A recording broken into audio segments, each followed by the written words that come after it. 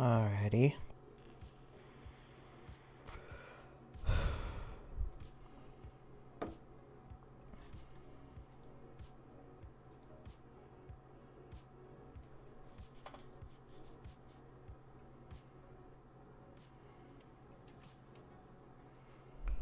Alrighty.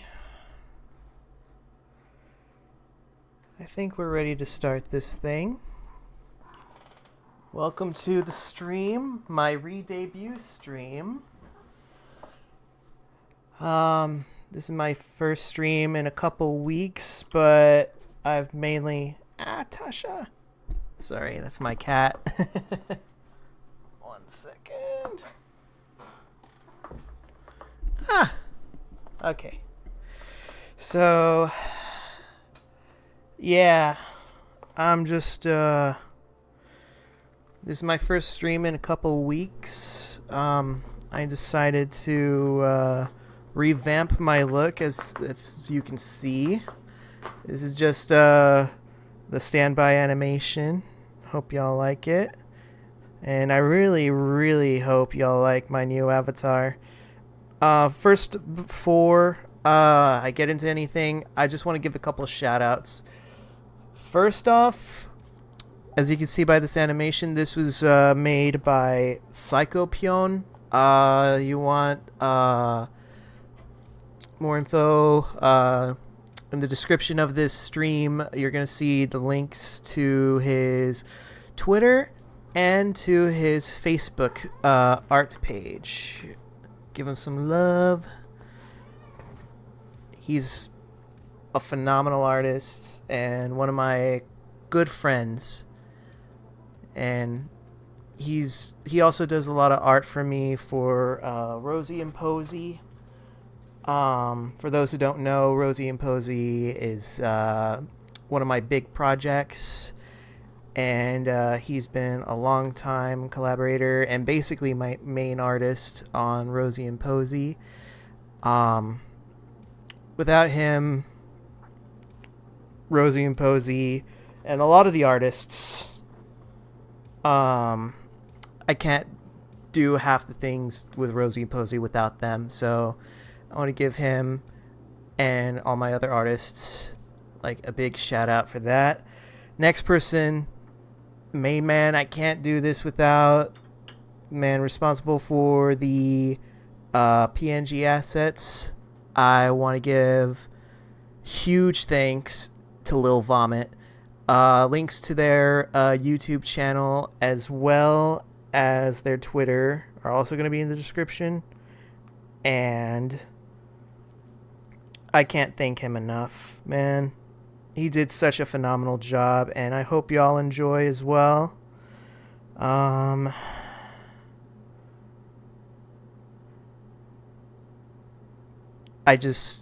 super happy with how all this came out, and I'm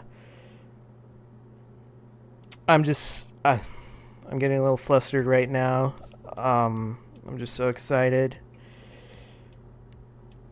I really love everything that y'all done. But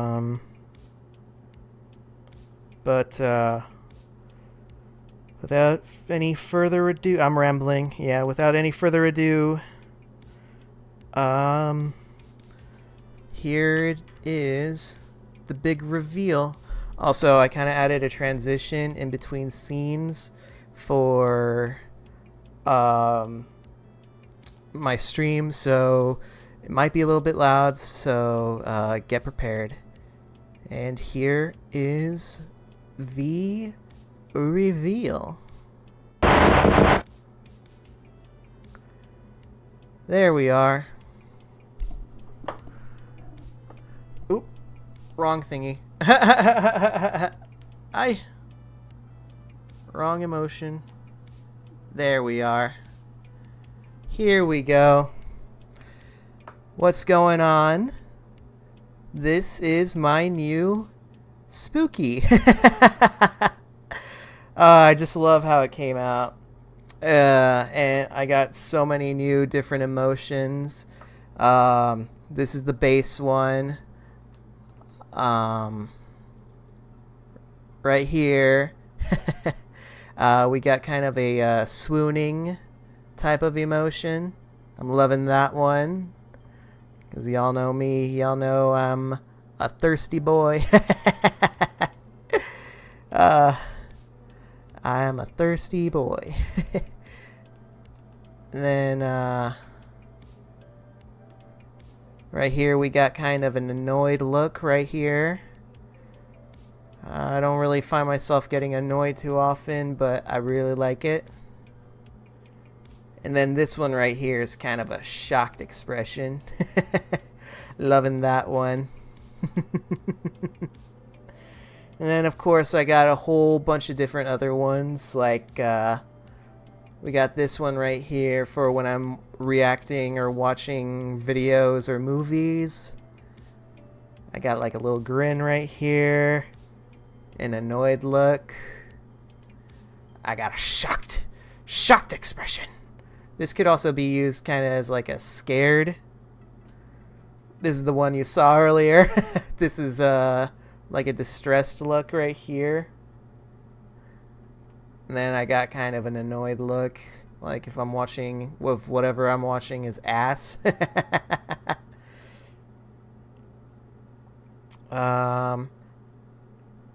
But I also have another emotions for when I'm gaming, of course, which I'm mostly going to be doing half the time. Like, this is the base one. I love the little thumb animations. I got an annoyed one. Y'all know I get super annoyed at certain challenging games. Or this is more angry. Here's an annoyed one right here. I just love the little pout. I guess, yeah, I'll call this like a pout. A shocked or scared one. Love it. Another distressed expression. I got a grinning one right here. And this is kind of a rage. I call this one rage. But I'm super excited to be going forward with this. It's so cool. I love it. Love it so much. Super excited for this. Hey, Lil Vomit. And Teddy, welcome to the chat. Sorry, I gotta fix something real quick. Gotta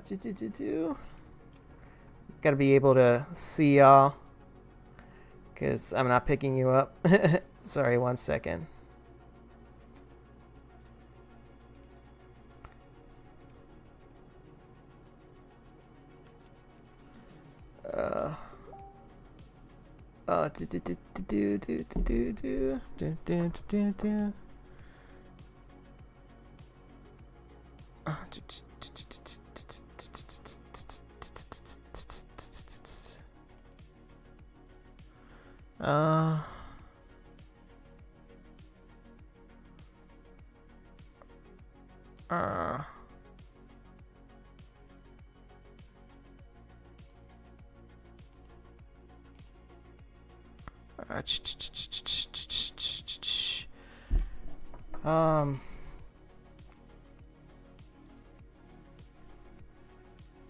Dang it.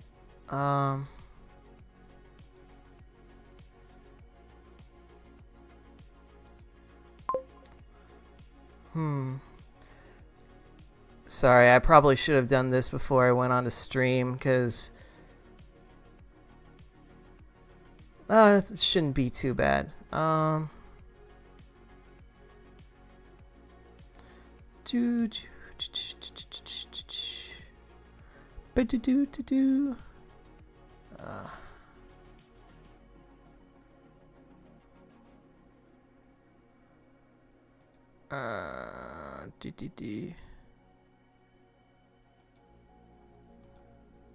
Alrighty.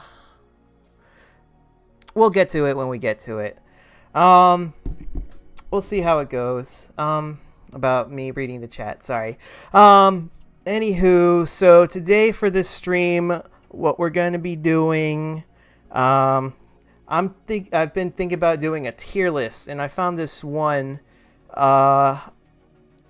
where this one is the WWE roster ruthless aggression era wrestlers ranked. Now, this is around the time where I started watching wrestling, and I really dug it. Really dug it a lot. And so this is pretty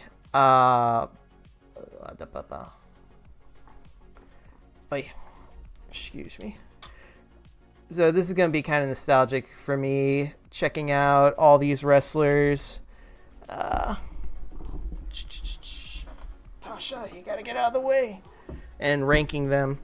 As per usual, it's going to be 5 stars to 0 stars. 5 stars being how much I liked them. 1 star being I really didn't like them. And 0 stars being I hated them. Alrighty. So with that out of the way, let's grab the popcorn. Grab the popcorn. And let's get to the tier list.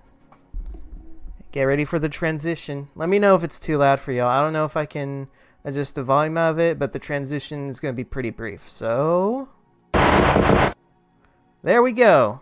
There we go. And yeah, here's the tier list.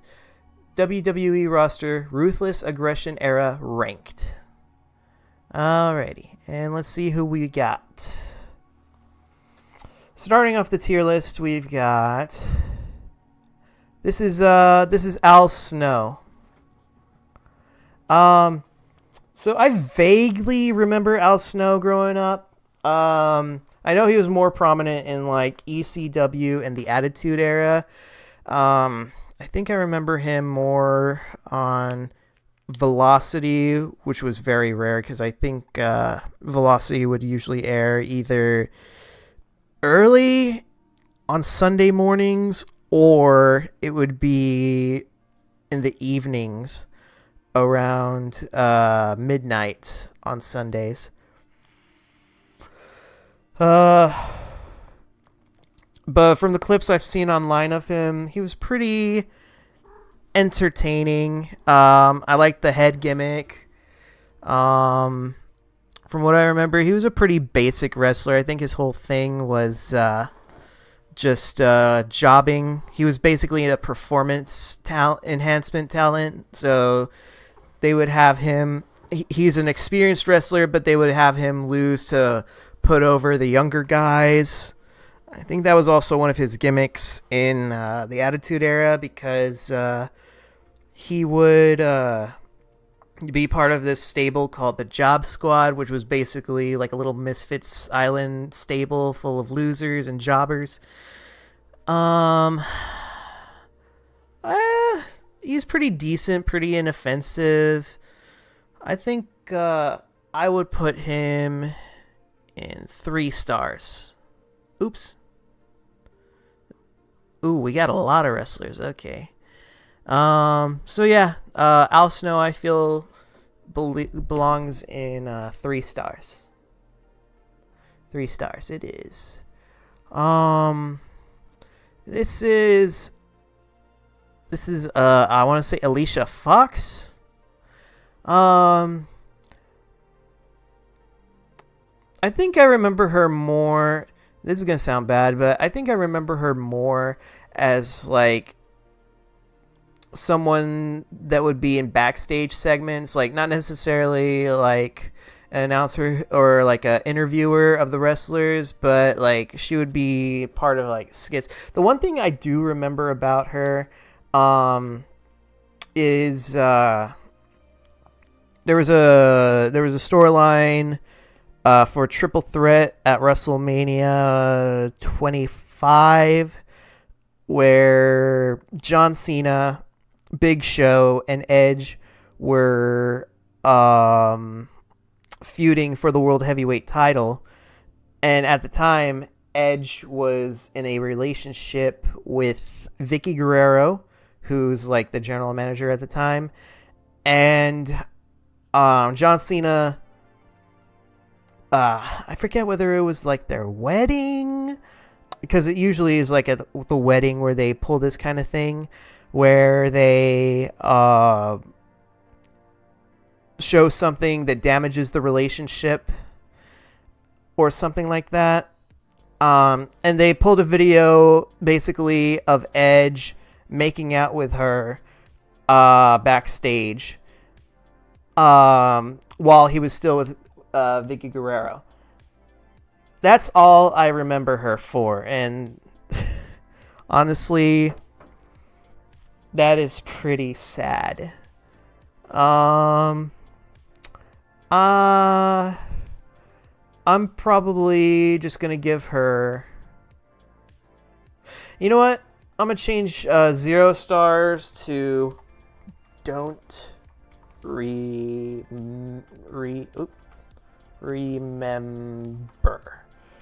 because I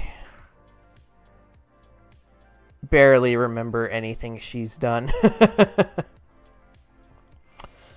And I'm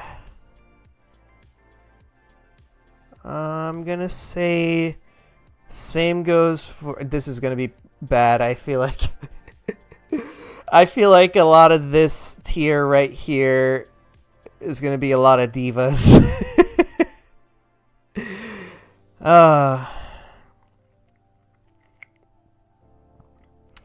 And then we got...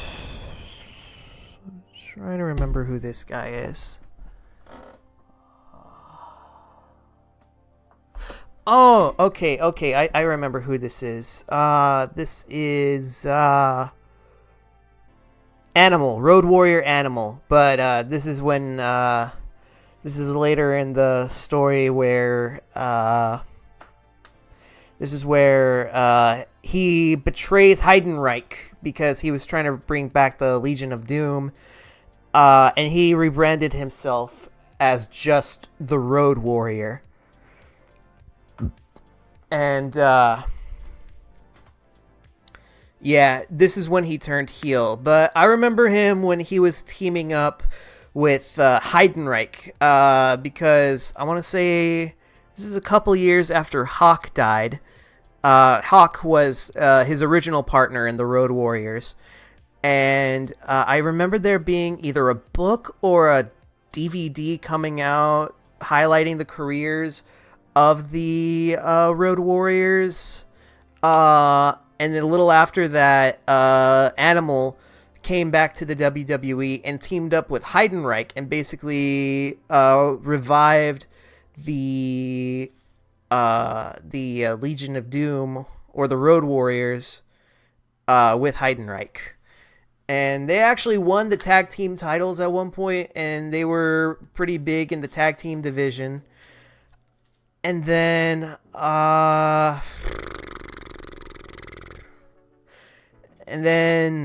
they lost the titles, of course. And then I guess they were on a losing streak, which is why Animal betrayed Heidenreich and then went off to become just the Road Warrior. So, with that being said, I want to give him probably the same as Al Snow. I'll give him 3 stars. He wasn't particularly bad, but also nothing too phenomenal. And yeah, 3 stars seems like a good ranking. Let's see who this is.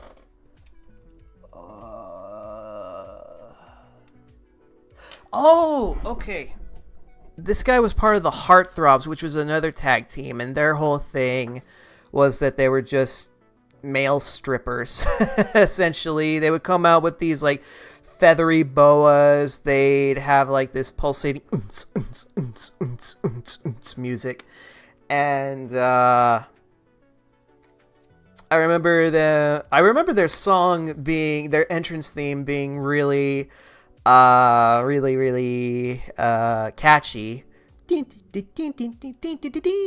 almost kind of, honestly, looking back, it kind of sounded like Eggman's theme from Sonic.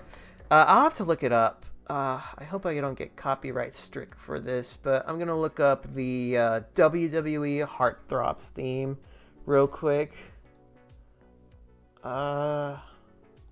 See how that sounds. Heart. I could be remembering it wrong. All right, let's give it a hear.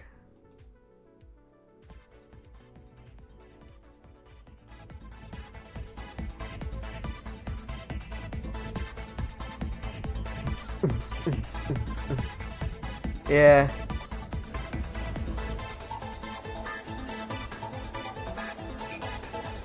Yeah, this is pretty good. Yeah. But yeah, it had that kind of weird electronica type deal. Hey Kendrick, welcome to the stream. Hope you're doing okay. Welcome. Welcome.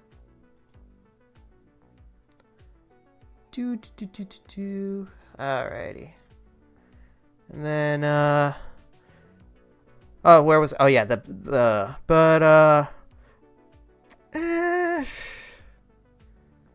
just because I vaguely remember them, I guess I'm gonna give them a bit of a 1 star. Actually, yeah, okay, so let's move Alicia Fox right here. I'll give her 1 star because I do kind of remember her. So this list is Ruthless Aggression era WWE wrestlers, which is kind of like the time period of WWE wrestling that I grew up with.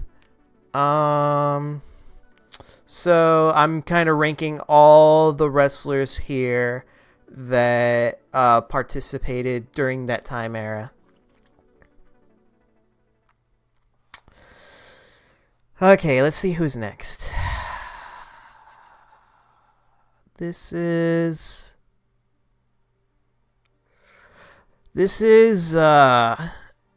Ariel.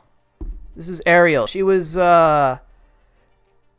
Kevin Thorne's girlfriend. She's a vampire. This is around the time when they brought back ECW in the WWE. And they were part of the New Breed, which was like the new talent that they had for ECW.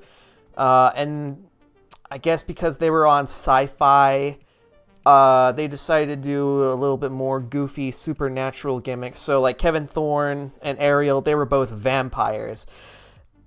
I remember because I had recorded the very first premiere episode of ECW on Sci-Fi, and I remember they were showing the exterior of the arena where they were having and hosting ECW, and on the outside there was Kevin Thorne just staring at the sign or whatever, and he was just bearing his fans. He was just like and I thought that was pretty funny. And I remember Kevin Thorne being a pretty decent wrestler, and I think the funniest thing that was about Ariel and Kevin Thorne is that Kevin Thorne, while he played the whole vampire thing straight, Ariel kind of gave me this vibe of a Hot Topic girl dressing up what a vampire looks like, because you had Kevin Thorne and he was all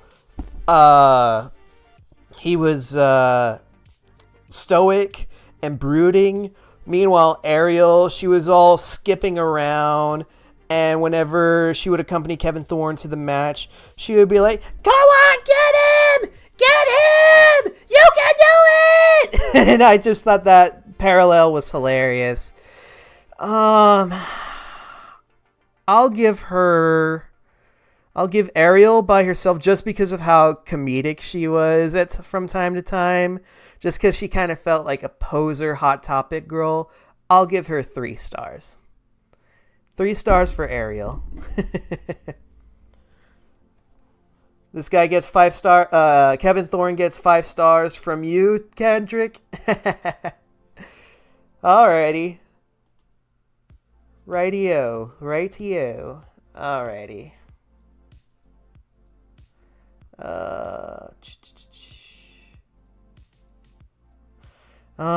Next one. Okay, this guy was cool. He wasn't necessarily a wrestler, but he was. I remember him. I remember when he first appeared. This is Armando Alejandro Estrada. He's really cool. He's really cool. I like him.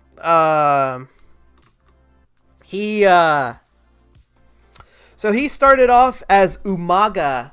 As Umaga's manager. He first appeared when Umaga appeared. He's this Cuban guy with a thick accent. He always had a cigar, and his talking was always entertaining. And then eventually he became managers for a few other wrestlers. I forget who. And they also gave him the general manager position at ECW for a period. And he's just entertaining. I like him a lot. I'm going to give him 4 stars. Actually, yeah, 4 stars seems appropriate. All right. Next one. This is Ashley. I forget her last name, but they mentioned her for some pretty sad reasons, actually. I believe she is no longer with us. I believe she passed away not too long ago. River. Hey, River. Welcome to the stream. Hope you enjoy. Okay, so this is Ashley. I remember her because she won the 2005? Yeah, 2005 Divas Search. And the Divas Search was crazy because, like, each week they had a bunch of divas come in and, like, perform like little games, mini games, and so on, and the winner would win $250,000. And she ended up winning, and then she became a wrestler for a little bit. From what I remember, she wasn't particularly a great wrestler. And I think I forget if she competed for the women's title or not, or if she won it. But I don't remember her lasting very long in the WWE. And then last I heard, she actually passed away. Very unfortunate. Gonna feel bad for doing this, but I'm just gonna give her 2 stars. I'm gonna give her 2 stars because I remember seeing a lot of her. More so than these two. And then she just left the WWE or was fired or so on and so forth. Hey, River. This is going to be the WWE roster during the Ruthless Aggression era. So that includes Raw, SmackDown, and of course the revived ECW. And this is what I got so far. Next one. This is Balls Mahoney from ECW. I remember really liking his look. He's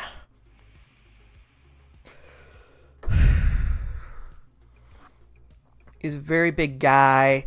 Used a lot of weapons. He kind of had the moves of a bulldozer because he would always be running into people. I thought he was pretty decent. but not a lot of memorable moments popping into mind. So I'm gonna give him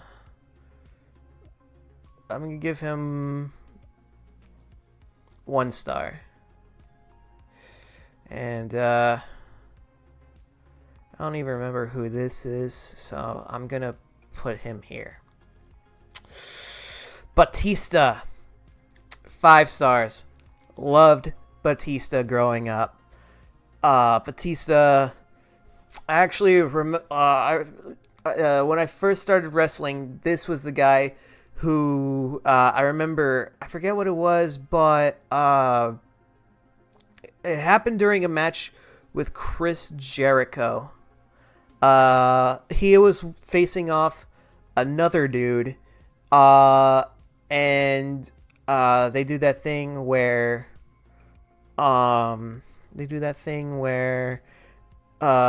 Jericho had won, but then the heel or whoever he was facing was attacking him afterwards, and right when Jericho was about to toss that guy out of the ring, Batista, he comes out and he just wrecks Jericho's shit. And he's the first wrestler who I saw his physique, his build, and I go, holy shit, that man is a monster. He was so big. He also had a really menacing theme too. I really like his old theme compared to I Walk Alone. Let me see if I can play it. Batista.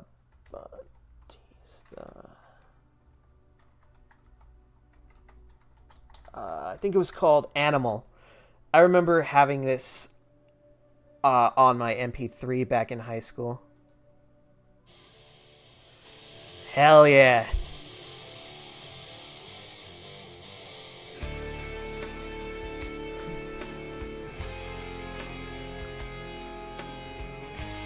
Yeah. This is a badass theme. I love it. Yeah. This is my favorite Batista theme. I like it a lot more than I Walk Alone.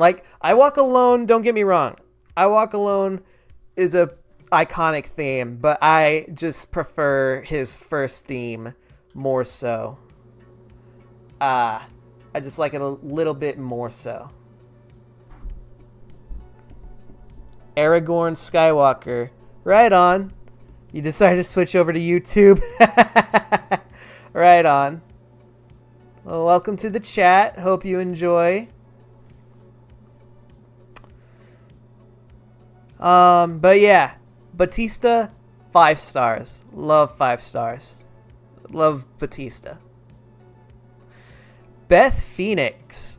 I really liked her growing up. I always thought she was going to be like the second coming of China. I liked Beth Phoenix. I also liked her little on-screen romance with Santino Marella. They were such an odd couple because you have this big, strong woman, this big, strong, muscly woman, and you have Santino Marella, who's just a coward, and I just love that dynamic. It's like, it was adorable. I loved it. And Beth Phoenix, she was a great wrestler. Great wrestler. I'm going to give her 5 stars as well. Okay, next up we got Big Boss Man. I thought he was more active during the Attitude Era. I don't really remember him during the Ruthless Aggression Era. I thought he passed away years before the Attitude Era. When did the Big Boss Man pass away? Let me find out. Big Boss Man. Oh, he passed away in 2004. That kind of makes sense because that's around the time I first started wrestling, so he probably was active around that time because it said he passed away in September of 2004. That might have been around time. A little after the time or before the time I started watching wrestling consistently. I'm trying to pinpoint exactly when I started. It doesn't matter, but as a like watching clips of him in general, I gotta say I didn't really care much for Big Boss Man. I do know about that storyline between him and the Big Show, because I remember that whole thing where the Big Show, or the Big Show in storyline, the Big Show's father had passed away, and the fucking Big Boss Man he drives up to the funeral, chains up the Big Show's dad's casket to his car, and drives away with it while the Big Show is on top of it. Oi. The 90s were wild. But, yeah. Yeah, can't really give Big Boss Man anything higher than 1 star, mainly just because I didn't care for him.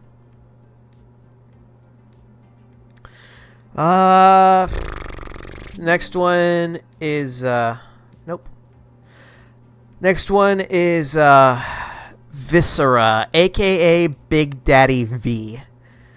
So I remember him vaguely.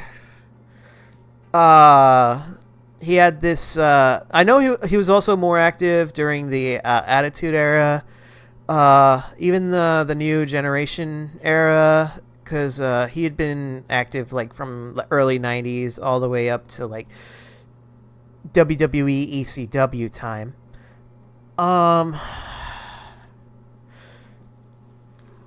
This is still around the time where he was kind of in his ministry gimmick, and then I do remember him as the world's biggest love machine, where he was hitting on and macking on Lillian Garcia. I thought his stuff was pretty fun.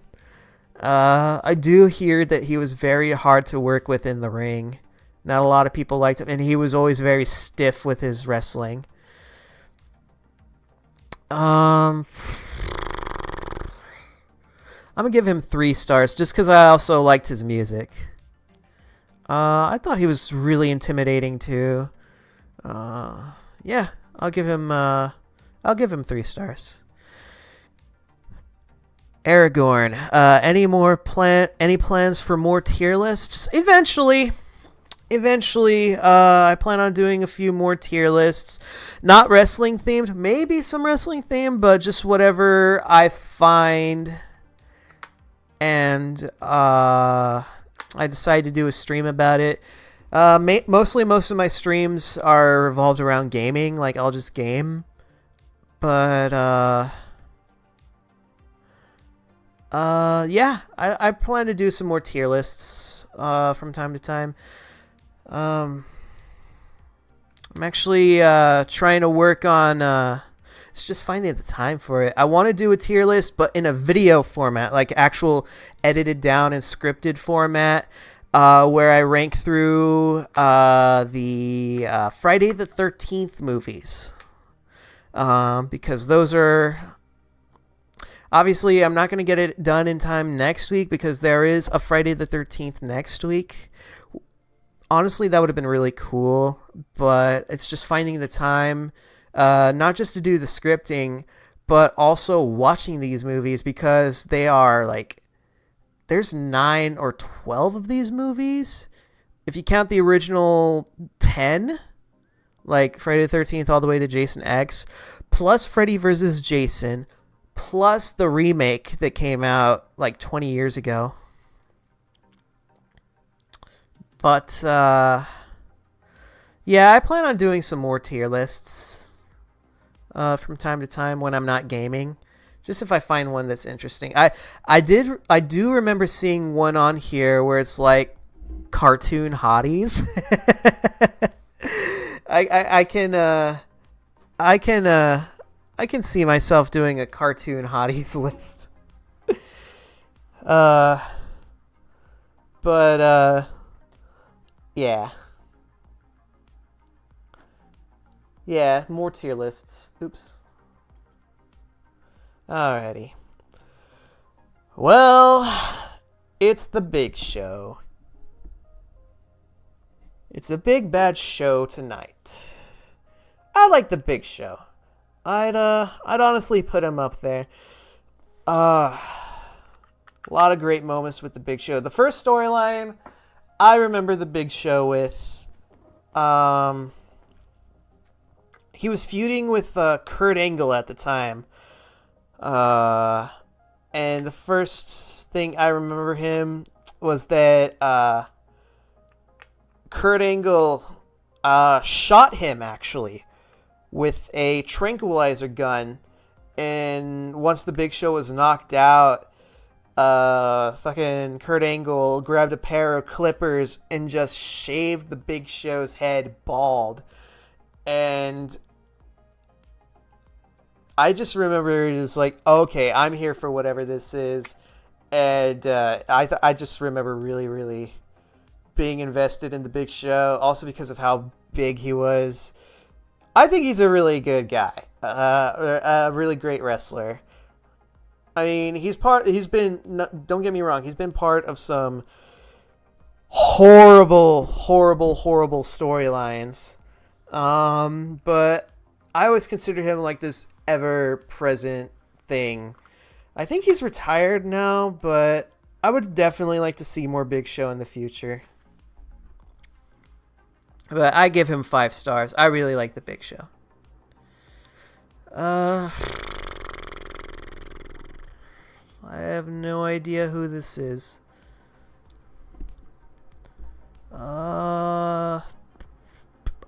This is Billy Gunn. Okay, yeah, Billy Gunn. I didn't really remember him during the Ruthless Aggression era. I do remember him during the Attitude era, where he was Mr. Ass. I'm gonna give him 2 stars. Yeah, 2 stars seems appropriate.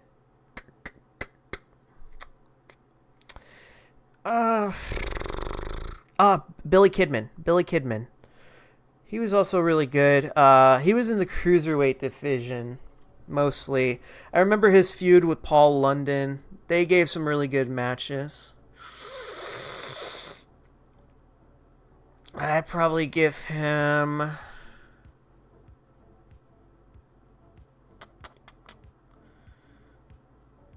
I'd probably give him 4 stars.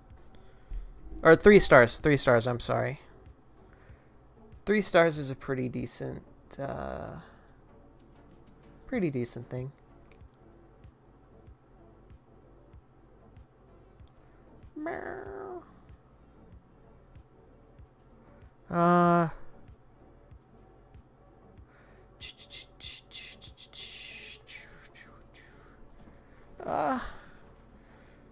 I'm gonna be right back, y'all. I'm gonna fix me something to drink. I'll be right back.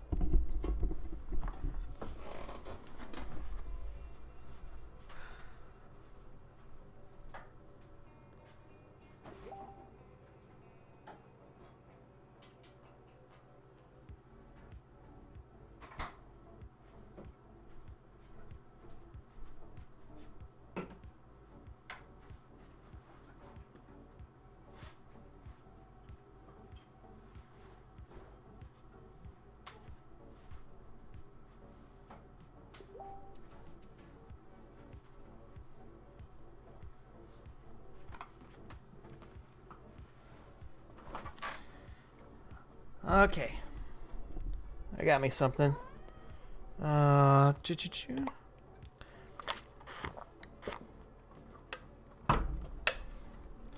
Alrighty, I'm back.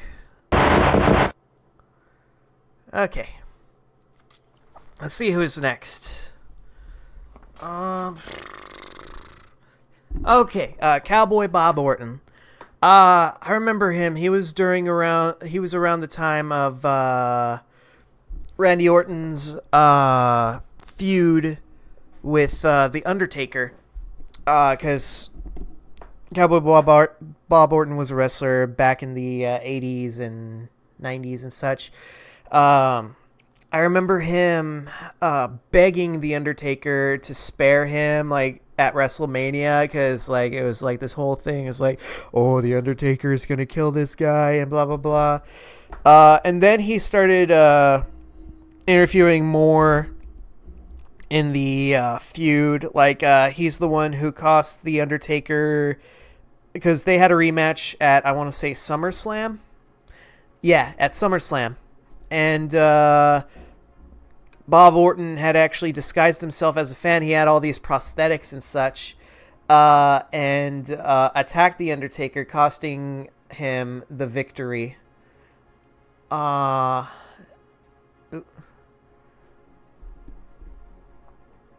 yeah, everything's okay. I was just fixing myself a drink.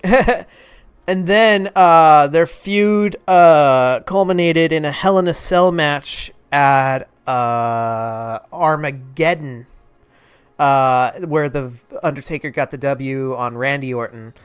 And I watched it. I heard this all the time in a bunch of wrestling videos where it actually turns out, okay, so because in the Hell in a Cell match,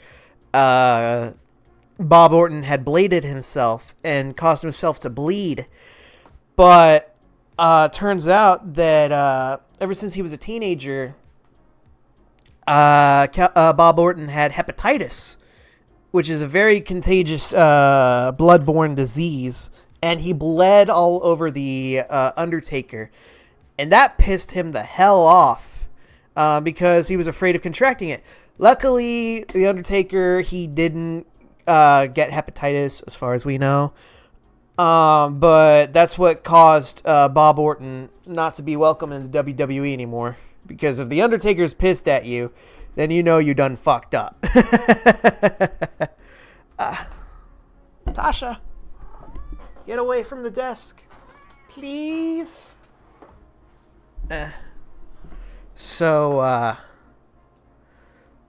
Oops. Oop, there we go. I hope it wasn't like that for long.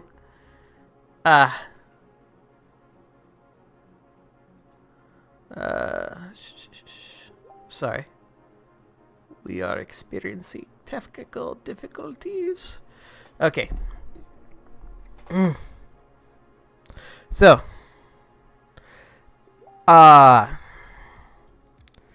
That being said, I kind of enjoyed Bob Orton's time.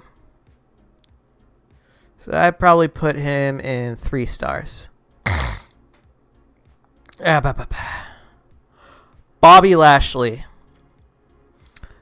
He was a pretty decent wrestler. I know he won like the United States and Intercontinental title. He also won the ECW title. He was also at the Battle of the Billionaires at WrestleMania 23, where he fought Umaga on behalf of Donald Trump. Wrestling is crazy. I like him. I'd put him in 4 stars.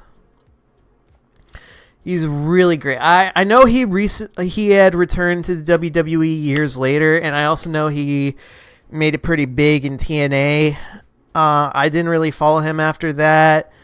I only recently gotten back consistently into wrestling over the past couple of years, particularly this year with the whole WrestleMania 40 thing. But yeah, I really like Bobby Lashley. The Boogeyman. He's also at 4 stars. I really like him a lot. I always thought he was super creepy. But it wasn't until later that I realized that he was more of like a comedy wrestler. because they would always have him more in backstage segments than they did in actual matches, especially when he had like his little mini little boogeyman to fight with Hornswoggle. But yeah, I really dug the boogeyman.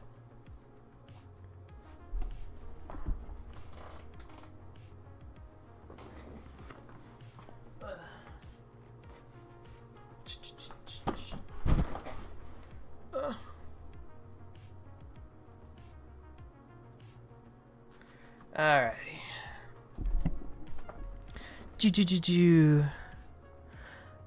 Booker T, 5 stars. Love Booker T. He's a phenomenal wrestler. Really loved him, especially with his King Booker gimmick. He put on a lot of great matches. Very entertaining, very talented. I really like Booker T. I know this isn't a WWE moment, but I love when he was in TNA. I love when he was in TNA and he was a commentator, and they were having like a battle royal or something, basically their version of the Royal Rumble. And I guess when his number was called, he got up from the commentator desk, grabbed a microphone, and as he was wrestling, he was calling his own match. Oi. Booker T is phenomenal. I love him. Who do we got? I do not remember this gentleman. Nor do I remember this one. But I do remember Brock Lesnar. And I want to put Brock Lesnar up here. I remember watching, because I had a friend. He was really into wrestling. He's the one who tried getting me into wrestling when I was younger, but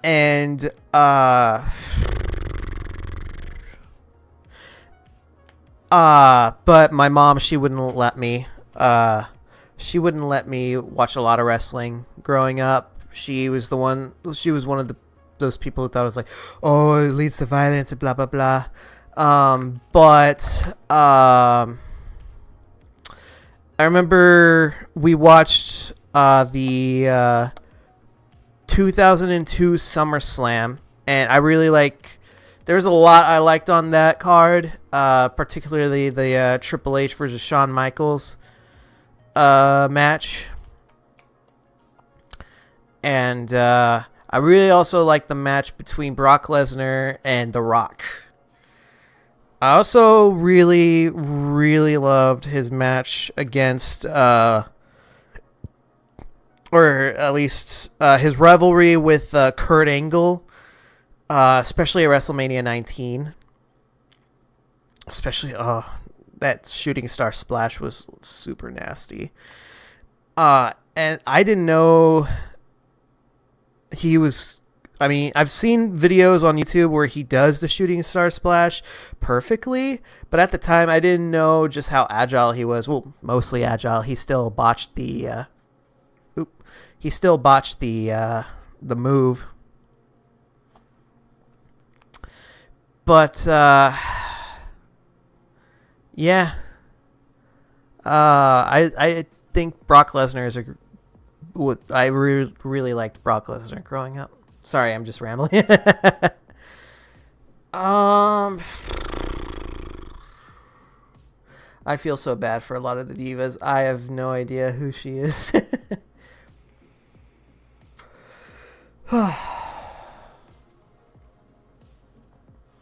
Bubba Ray and oh yeah, that is him. Devon Dudley. Dudley boys, love them. I give them 4 stars. Really great tag team.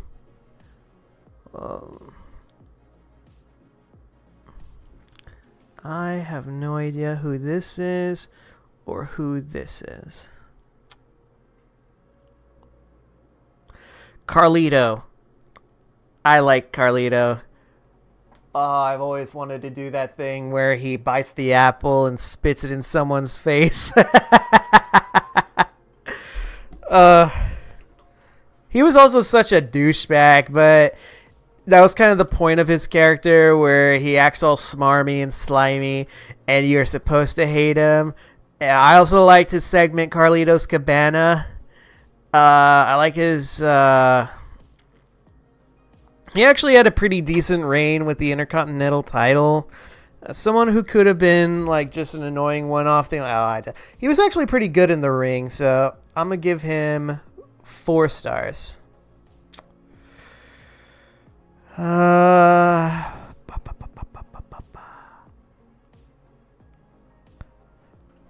have no idea who this is.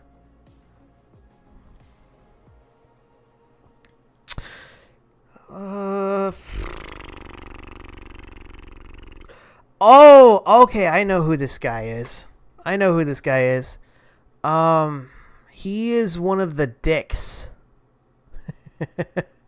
So the Dicks, kind of like the Heartthrobs, they were also a tag team, but their whole thing where... Okay, so if the Heartthrobs were supposed to be like male strippers, these guys were supposed to be like Chippendales dancers. So kind of the same thing, but like just a different style. So the Heartthrobs, they had the boas and the mesh underwear and whatnot. The Dicks, they had like the bow ties and the suspenders and the black pants. So I'm probably gonna put them... I'm gonna put him on the same level as the Heartthrobs. I don't know who this guy is either. Yeah, I have no idea who this guy is.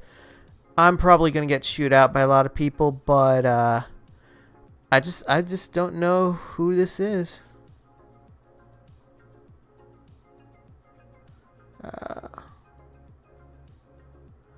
Yeah.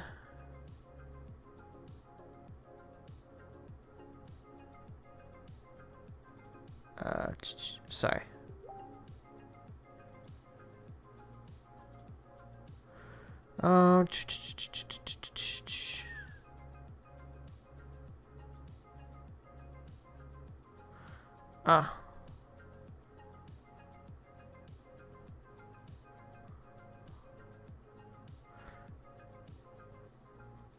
All right. Okay. Chavo Guerrero. I liked him. I probably put him on the same level as this. I thought he had a pretty decent... from everything I remember about him, it was pretty decent. I remember he had a rivalry with, I want to say, Paul London for the Cruiserweight title. He also had a great rivalry with Rey Mysterio. He also joined up with Edge when he was married to Vicky Guerrero. Yeah, I remember liking him a lot.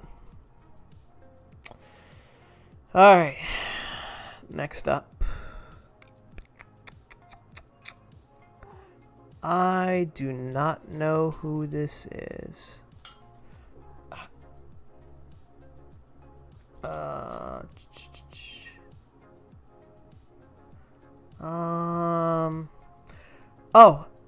This is wait. Oh wait, this is all in alphabetical order, isn't it? Okay. So this is Daivari. He was manager to Muhammad Hassan, who was a very controversial character at the time. And I guess we will get to him.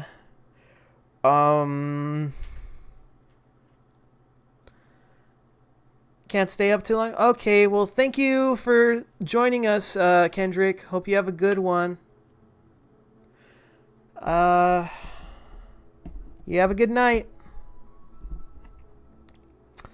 Okay, so Daivari, so basically his whole thing was that Muhammad Hassan would give his promos, and then he would basically repeat it in Arabic. But then later on, he became a wrestler himself. He would also appear in a few comedy skits from what I remember.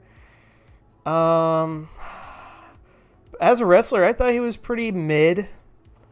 So I'd probably put him in 3 stars. Yeah, pretty mid.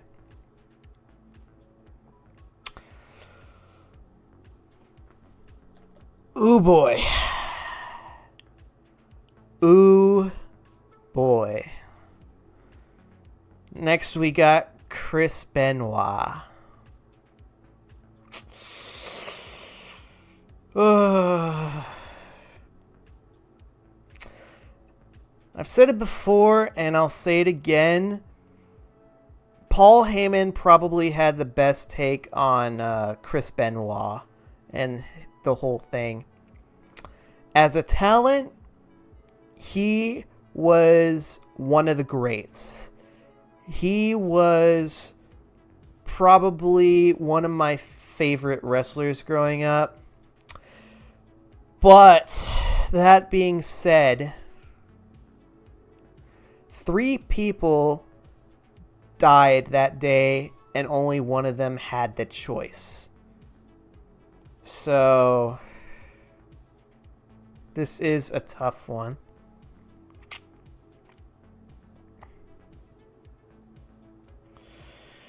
If we're going purely off of his wrestling, I would definitely put him in 4 stars.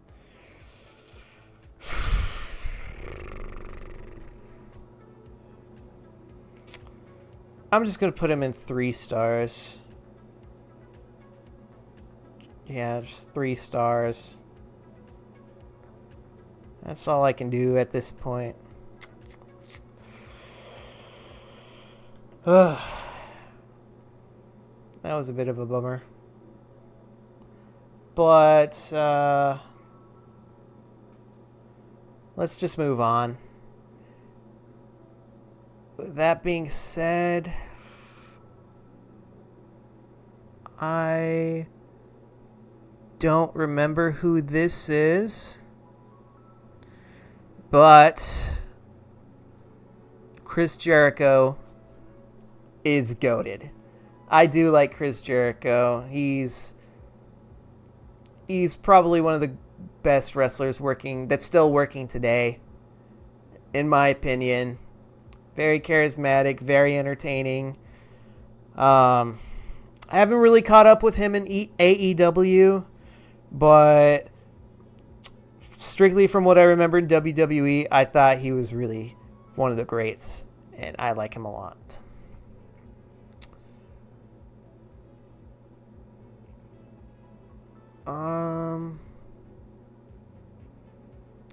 I don't know who this is. I have a vague memory of who this guy is. I know this is Chris Nowinski. He had kind of a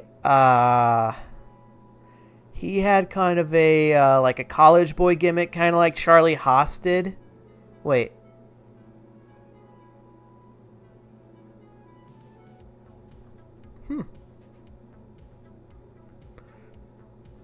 Wait, is that? Huh. I don't think Charlie Haas is on this list. Charlie Haas isn't on this list. Or unless he's one of the... No, because they don't really look... Wait, is that who this is? I gotta get my eyes checked because... he looked like a totally different dude. If this is Charlie Haas, because I remember him being pretty decent with Shelton Benjamin in the world's greatest tag team. So I'd probably put him. Yeah, I'll put him above Benoit. If that's Charlie Haas, yeah. But Christopher Nowinski. Okay, I'm getting sidetracked. That's my ADHD for you. But Chris Nowinski, he had kind of a college boy gimmick. He had an amateur background. And he left the WWE after getting a concussion. And after that, he did a lot of activism, or not, I want to say charity. He did a lot of charity when it came to like athletes and getting concussions and so on and so forth. And he is actually doing a lot of advocacy for big sports organizations to be more aware of the threats that concussions can do to the athletes in the long term. So like companies like the WWE and the NFL and so on and so forth, predominantly like the NFL, because I think they're the ones, like, yeah, wrestlers, they get concussions, but I probably wouldn't say as frequently as people in the NFL. That being said, I give him 3 stars as well. That is pretty cool. Christian. I really like Christian. So I'm going to put him... probably put him in 4... No. Yeah, no. I put him in 5 stars. I really like Christian. I followed him a little bit more. Like, I saw him a lot in WWE. He had a pretty decent feud with Chris Jericho leading up to WrestleMania 20. And he also had I think he had a feud with Randy Orton. Yeah, he had a pretty decent feud with Randy Orton too. He had a nice heel run when he returned in the late 2000s. I think he also, yeah, he became world champion as well.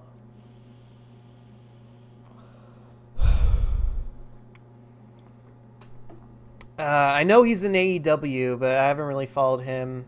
But I did follow him a bit when he was in TNA. I don't know if I said that. That's just my ADHD going off. But, yeah. Christian's pretty decent. I like him.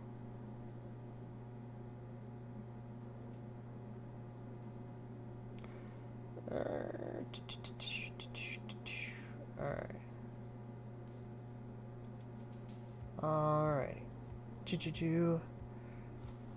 Christy Hemme. I remember her.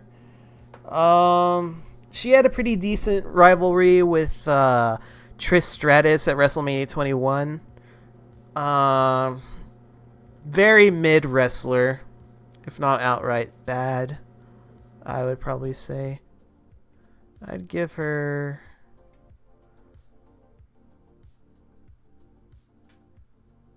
yeah, I'd give her... 2 stars. Chuck Palumbo. Oh yeah, that's right. He's had a bunch of weird gimmicks. I remember he was part of that tag team with Billy Gunn, where they acted gay as hell. They even had an almost gay marriage, but then they pussed out at the minute and be like, hey, we ain't gay, we just close. And then he was part of Deuce and Domino for a bit, where they were also a tag team, but it's like they were just plucked right out of the 1950s. They were like greasers, and they rode in on like a Corvette or something like that. I thought that was pretty funny.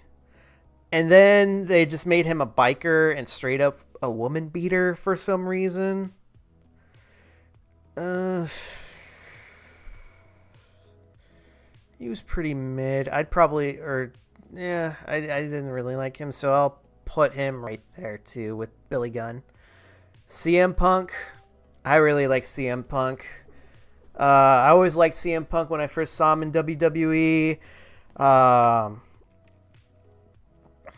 back when he debuted in ECW. Um, then he started the whole Straight Edge Society. I loved his feud with Rey Mysterio, especially when they got to the point where they shaved his head bald, and then he wore a mask for a while, like a little luchador mask. I also liked his feud with Jeff Hardy, and his feud with John Cena, the pipe bomb, and everything going on to this day. CM Punk, 5 stars. I like him a lot. He's probably one of my favorite wrestlers working today. Cody Rhodes. So I didn't really like Cody Rhodes growing up, but I've really grown to appreciate him now. But I'd probably just give him about 4 stars. I mean, don't get me wrong. I love Cody Rhodes. I love everything he's doing today. Just growing up, I didn't really like him growing up, but I appreciate the wrestler he is now. So I'd probably put him right there.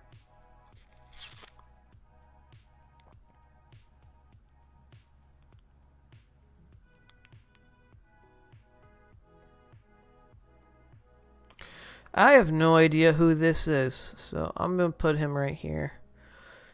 Crash Holly.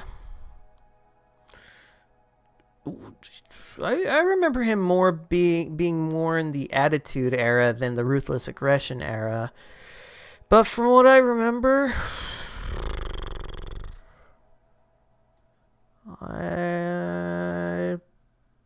pretty mid.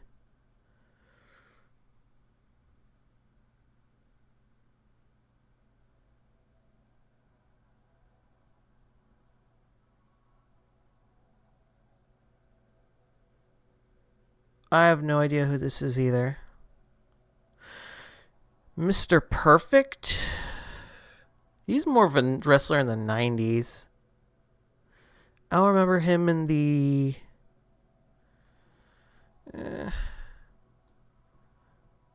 Yeah. I mean, I've seen a lot of his matches from like back in the 90s, but I don't remember him being around during the Ruthless Aggression Era.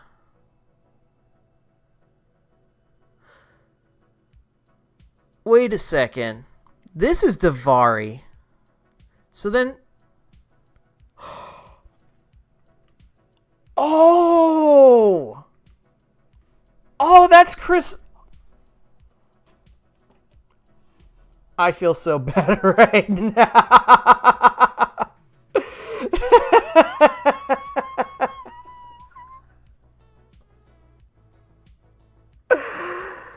Oh my god.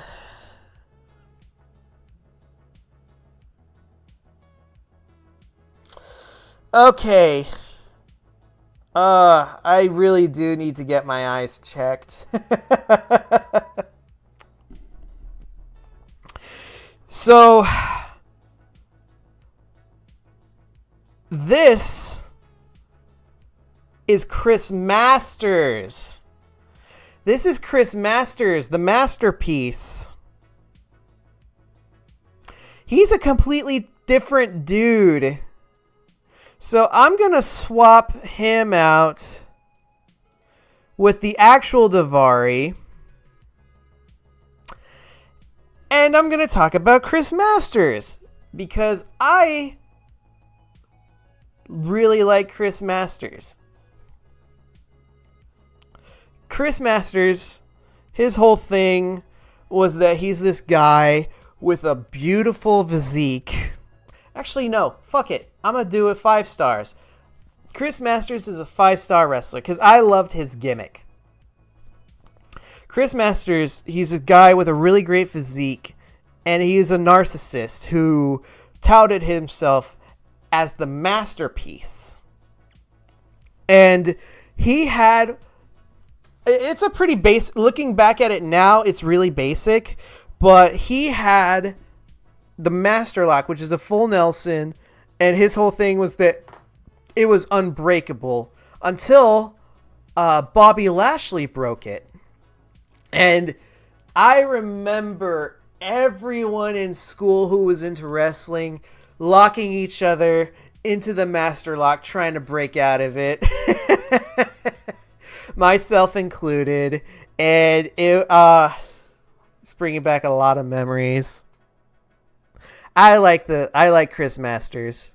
I just feel so bad mixing them together because now looking back, they look nothing. I think it's the beard because Daivari had a beard and Chris Masters, he usually has a smooth face. I feel so embarrassed. I feel so embarrassed. Oh gosh. At the same time, oops. Oh, there. Oh.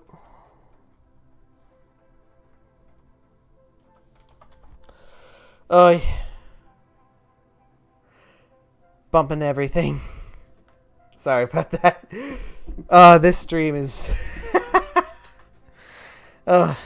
This stream is a mess. But hey, it's my mess. It's my stream. Oh.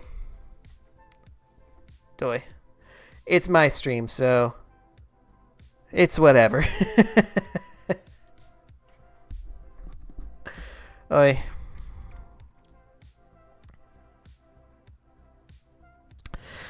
I have no idea who this guy is. This is Elijah Burke. I vaguely remember him during ECW.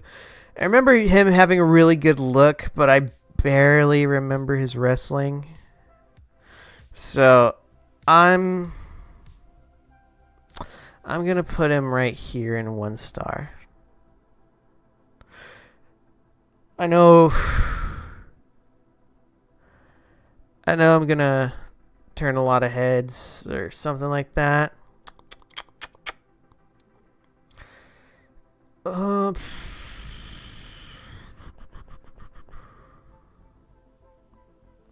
But like I said, this is my stream and I do what I want.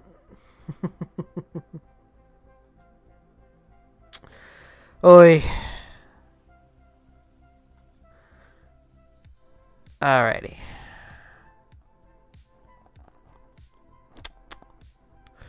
At the risk of looking like a fool, I'm just going to put this guy and don't remember because I have no idea who this is. Neither do I remember this guy or her. This is Diamond Dallas Page. He was more active in WCW. And from all the videos I saw, they really did him dirty in WWE. Like he had a feud with the Undertaker where he's like stalking the Undertaker's wife and so on and so forth. And they really did him dirty. Because in WCW, he was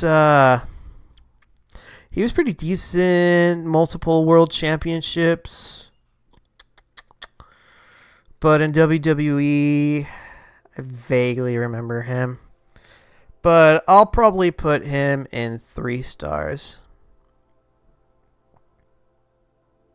Oh, this is Deuce. We were talking about him with Chuck Palumbo as Deuce and Domino. So I'll just put them in the same tier. Oh, D.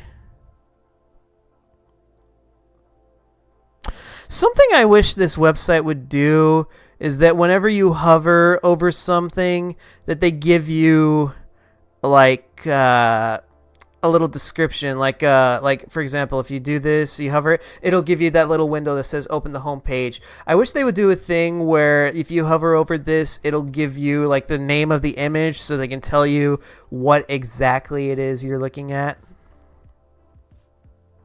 Because I have no idea who this guy is.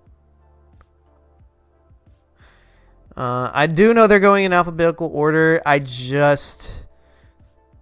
Yeah, they are going in alphabetical order. Yeah. I just don't know who this guy is. And I feel very bad. Ah.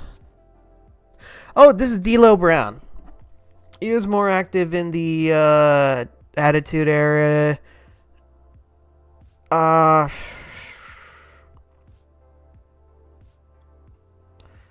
probably put him in 2 stars too. Didn't really care much. And this is Dolph Ziggler. 5 stars. Great wrestler. Best seller in the game. Like, he can oversell like crazy, and I love it. He goes by Nick Nemeth now, and he's in TNA. I believe he just won the TNA World Heavyweight title. I like him a lot. Very underrated wrestler. Doesn't get enough, at least as Dolph Ziggler in the WWE. I wish he would have won the WWE title at least once, but he did win the world title a few times, which is pretty much like the silver medal at the time. But I liked him a lot.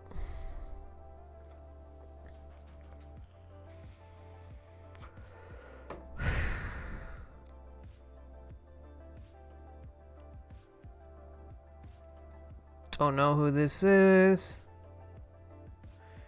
And I don't know who this is either. Drew McIntyre. I love his current stuff right now. So I'm inclined to give him 4 stars. Just like Cody Rhodes, where it's like, at first I didn't really like him. Shaky stuff at first. But now I've grown to appreciate him. I really like Drew McIntyre's stuff too. Eddie Guerrero, 5 stars. And Edge, I'm also giving 5 stars. These two are great. I love them a lot. Eddie, very sad that he's no longer with us, but I always loved his stuff. Especially his feud with Rey Mysterio.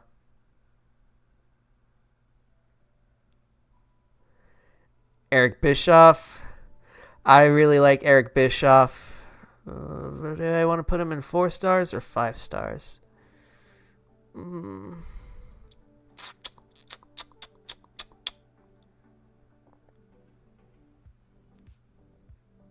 Just because he's like, besides Mr. McMahon, of course,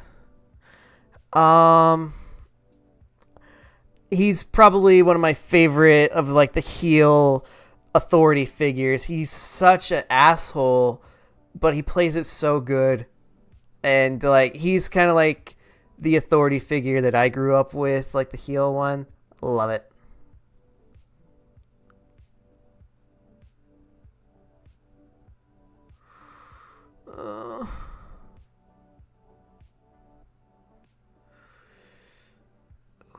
Who are you?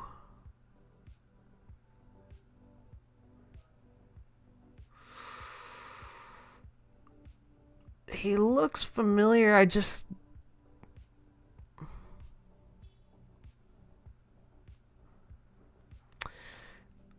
don't remember who you are.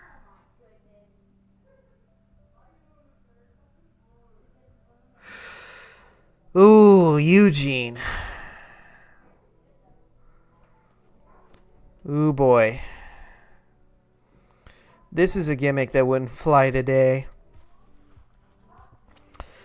So Eugene's whole thing was that he's Eric Bischoff's nephew, and his thing was that he had special needs. So,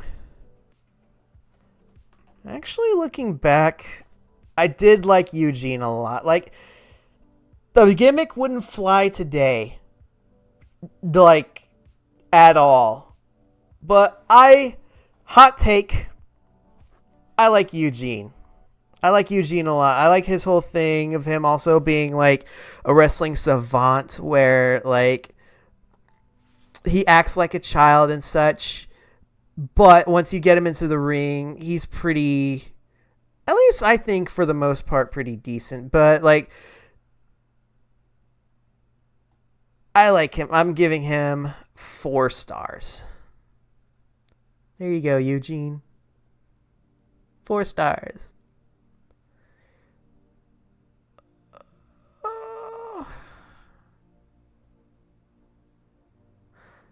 I want to say this is Eva Marie, but I don't really remember much from her compared to like the like certain divas.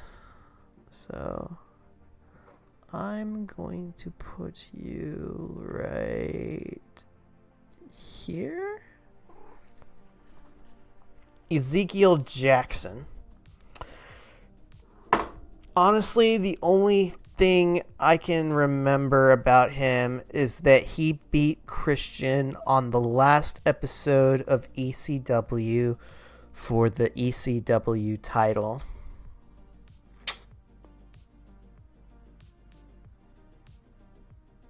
One star.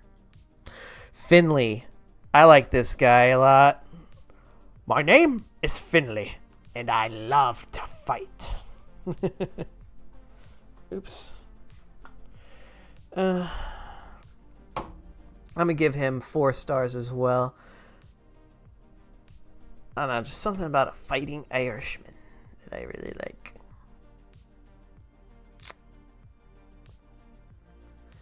I do not know who you are. Funaki. I remember him in certain backstage segments and so on and so forth. He was also kind of like Al Snow and them, where they job to a lot of people, but they're pretty good. Yeah, I'll give him 3 stars. Apparently he lives here in San Antonio. Same with Shawn Michaels. I could be wrong, but that's the last I heard.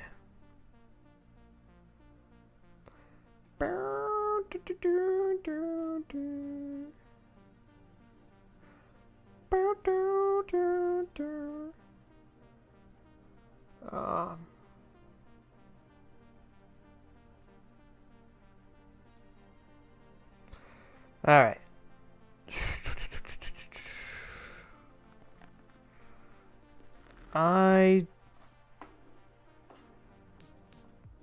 I do not remember who this is,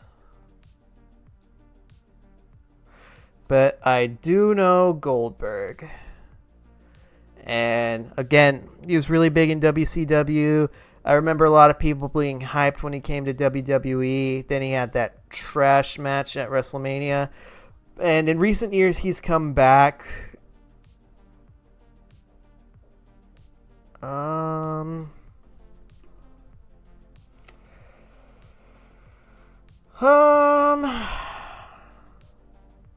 Hot take. Like, compared to other wrestlers like Brock Lesnar and Batista in particular, like, a lot of people saw him and they were like, oh, this guy is a beast. I never really got that vibe from Goldberg. He just looked like a really buff linebacker, which I guess he is because he played in a lot of football and so on and so forth.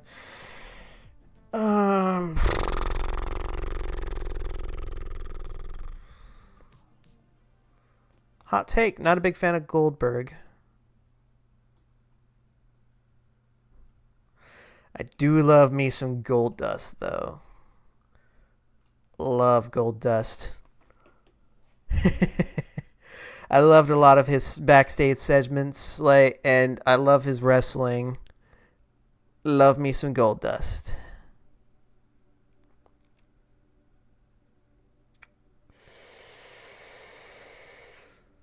I have no idea who you are.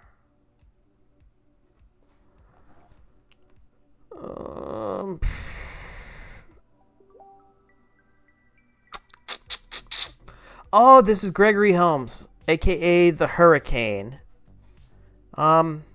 did not like him when he made the switch to Gregory Helms, but I do love the Hurricane. Love me some Hurricane. Hardcore Holly. Gonna be honest,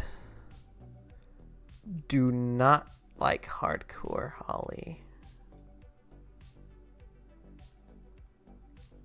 Not a big fan of Hardcore Holly.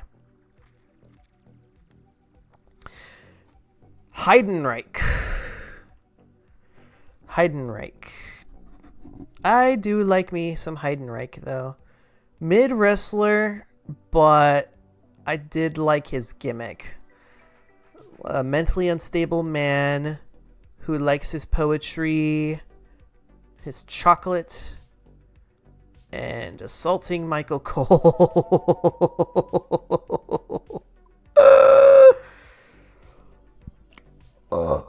Excuse me.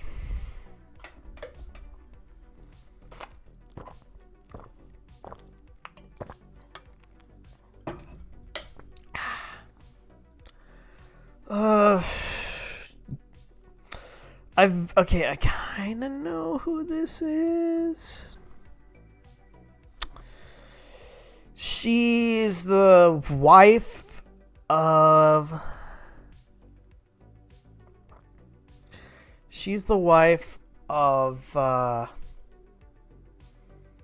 he was a Japanese wrestler.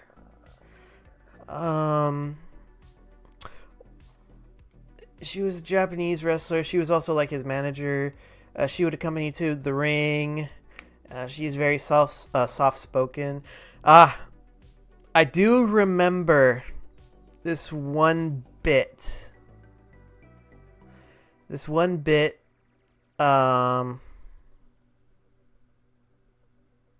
was during a Thanksgiving on SmackDown where Kenzo Suzuki, he was watching the TV and it had a diva on it, a particular diva, I forget, but she was like posing and such, and like she was all scantily clad, you know, as the divas were at the time.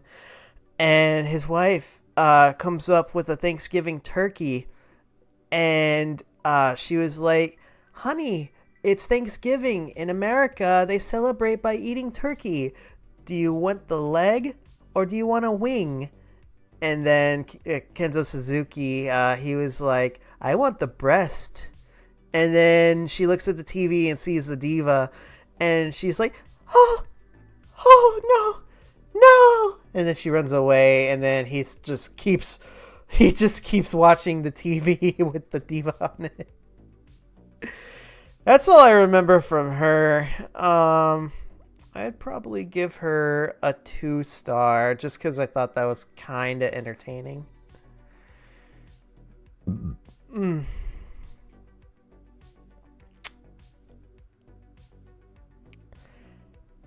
I have no idea who this is, and I do not like Hulk Hogan.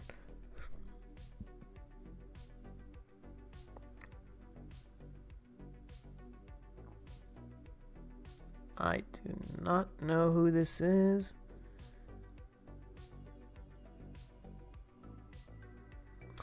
So I know this is Jacqueline, but I do not remember watching her growing up. I did see a bunch of clips of her on YouTube during the Attitude Era. Like, I know she's also, as far as I know, she's the only woman to hold the Cruiserweight Championship, to ever win the Cruiserweight Championship.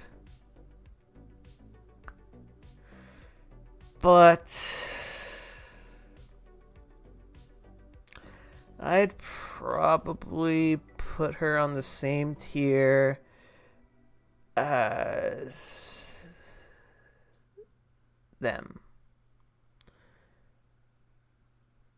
Kareem, hey, welcome to the stream. Hope you enjoy your time here. This is WWE Ruthless Aggression era wrestlers and other talent ranked. Oh, this is the other half of the dicks. That. I realized how that sounded as soon as it came out. Yeah, wrestling tier list. But yeah, this is the other half of the tag team, the Dicks. So I'm just going to put him also.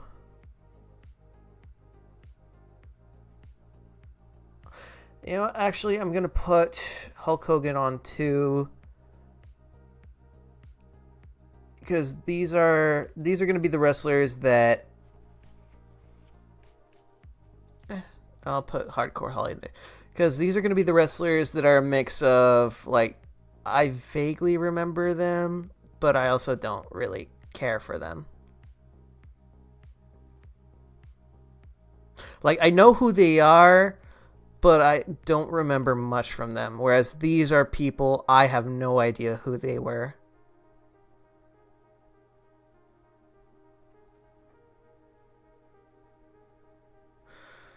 Jamie Noble.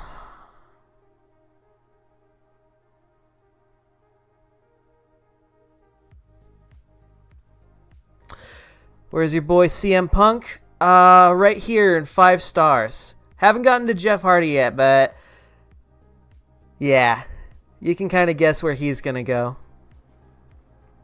You're gonna guess where Jeff Hardy's gonna go. Oh no.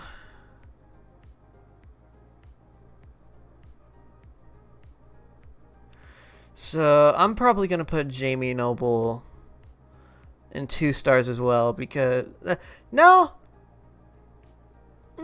Yeah, 2 stars seems appropriate because I do remember him appearing in a lot of bits, like where, like that one thing where he won the lottery, and then him and his girlfriend, who I forget may or may not be his cousin, because this whole thing was that he's a redneck from Alabama or Kentucky or something like that.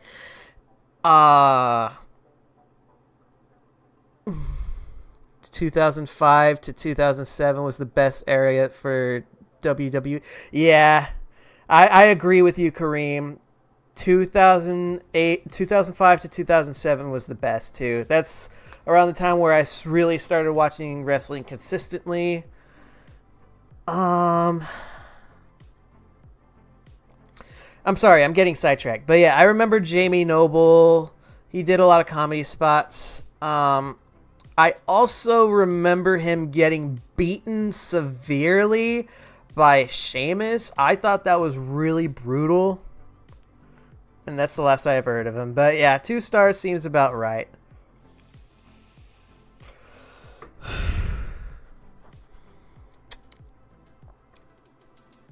I vaguely remember Jazz. So I'm probably going to put her here as well.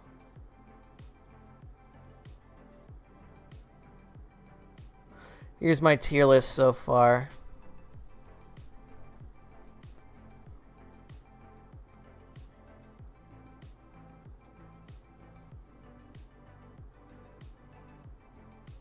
I'm going to put her, Jazz actually right there.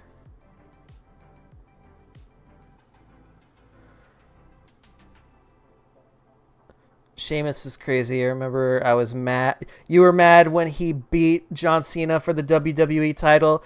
I remember seeing that on pay-per-view because it was in my hometown of San Antonio. I couldn't make it, of course, because the tickets were insane. I only have been to WWE events twice. The first time my mom took me because she had actually won ringside tickets off the radio, and that was a really fun experience seeing it in ringside. That was really fun. The second time, my mom, she bought us tickets, but we were more in like the rafters, so we were high up. We still got a pretty decent view of everything, but there's nothing like sitting ringside, I swear. It was so fun. I loved it. We had gone to... So the first show was actually... Because what they do is that they kind of had two shows at once. So the first show was ECW, and then the next show was Raw. And that was performed live. Second time I went there, it was really interesting because it was live on Monday. Or, yeah, the first show was live. It was weird because they did like back-to-back Raws. Because the first half was live, and then the second half was actually a taping for the following week's Raw. So they filmed 2 Raws in San Antonio. It's weird explaining it, but like if you experienced it, you can kind of get what I mean. But yeah, I've been to 2 WWE shows. One was ECW and Raw, and the next was a Raw where one was live, and the following one was the taping for the following week. Alrighty, let's back to it. JBL, 5 stars. He was a great heel, great wrestler, very entertaining. He was like one of the most despicable heels around at the time growing up. He held the WWE title for like almost a year, and I would get pissed every single time nobody beat him up until WrestleMania 21 with John Cena beating him. It was so cathartic seeing him get beat at WrestleMania for the title. And then, of course, you get the whole spinner belt. And then his following feud. Dude, he busted John Cena up at that Judgment Day. Besides maybe Eddie Guerrero, I had never seen a wrestler so bloody at that point. Damn, man. And then, yeah. JBL is one of the best heels. Love him.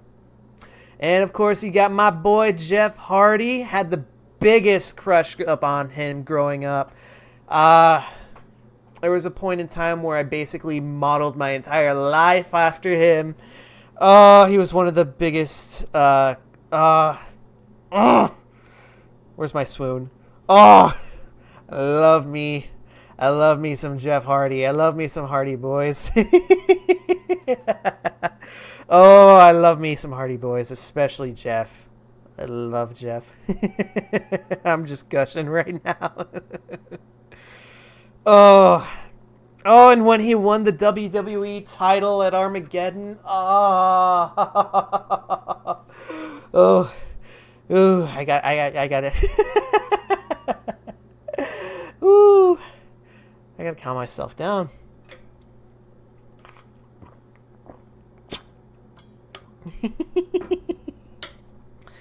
All right. Let's grab the popcorn again. JR, I gotta give me some. I gotta give him 5 stars. He was definitely the funniest commentator that was around. I love. It's like, oh, the puppies. But it's so funny because for the longest time, I didn't know he was a wrestler. But there was a Raw that I was watching where Randy Orton was like the special guest general manager.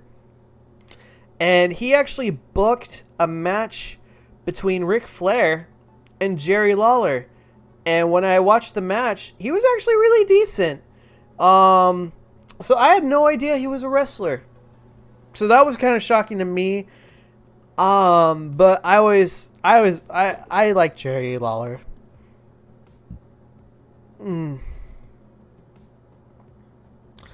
Undertaker versus Edge at Hell in a Cell is your favorite, Kareem? Yeah, that was a really good one.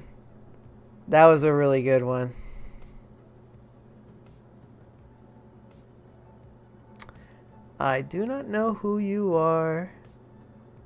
Nor do I know who you are.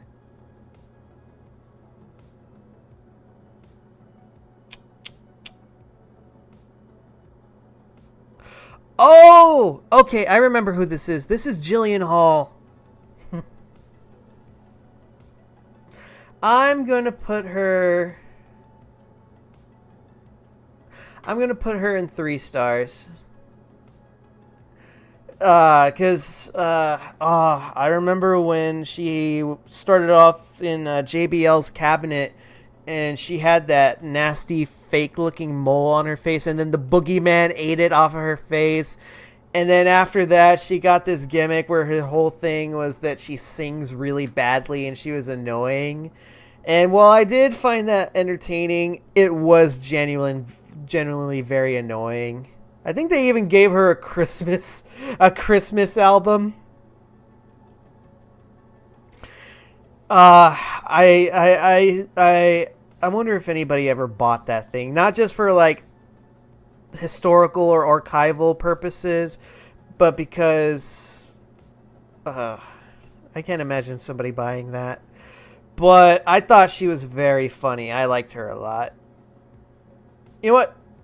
I'm going to replace her with... replace Ariel with Jillian. That's what I'm going to do.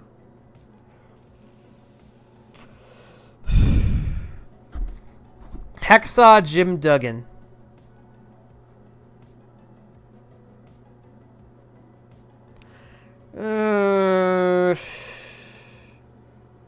I do not care for Hacksaw Jim Duggan.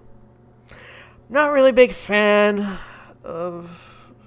Like, I'm not too big into old school wrestling. But I do love me some old school commentators, and I love me some Jim Ross. Jim Ross, God bless him. Jimmy Wang Yang. I thought he was pretty funny. Mid wrestler, but I'll probably put him down here too in 3 stars. Joey Mercury. I liked him a lot. I'm going to put him up here. And if we get to Johnny Nitro, a.k.a. John Morrison. Oh, yeah, there he is. Actually, yeah. 4 stars seems appropriate. Of course, I'm going to put Morrison over Mercury. But they were really great wrestlers. I loved them a lot. I remember I didn't see a lot of Lucha Underground, but I remember when he was Johnny Mundo. Love Morrison. Joey Styles, also a classic on the commentary. Oh my god! Wait. Oh my god! There we go. Getting some good use out of those. Oh, yeah. Let's see who else. John Cena. Kind of cliche, but he's goated. 5 stars. Very sad that he's retiring next year. But can't wait to see his match at WrestleMania against whoever it is.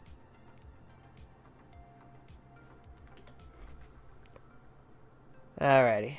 Let's get back to it.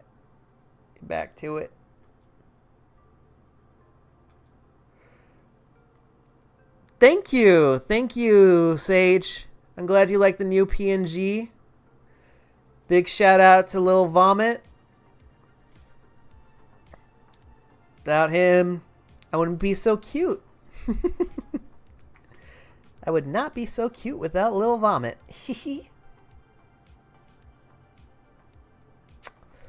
Alrighty. Let's see who's next.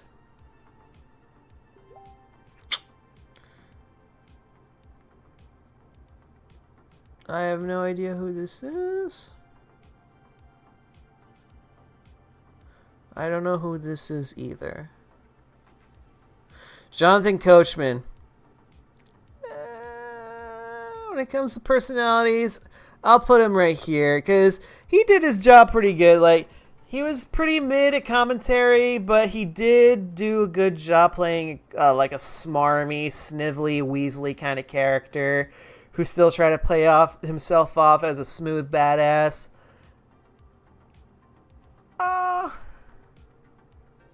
Wait. What are you doing down here, Chris Masters? There you go. There you are. Alright.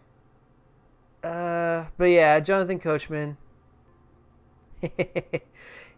Lil Vomit. Good to see you again in the chat. I am absolutely loving my new PNG. Thank you again very much.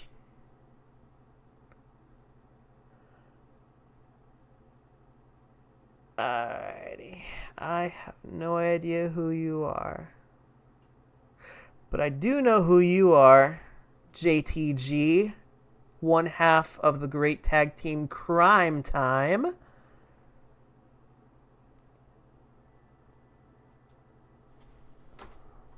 JTG.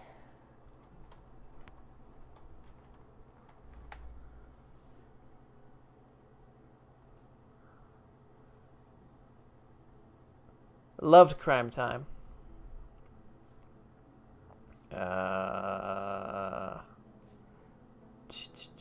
Just try to remember who this guy is. He looks familiar.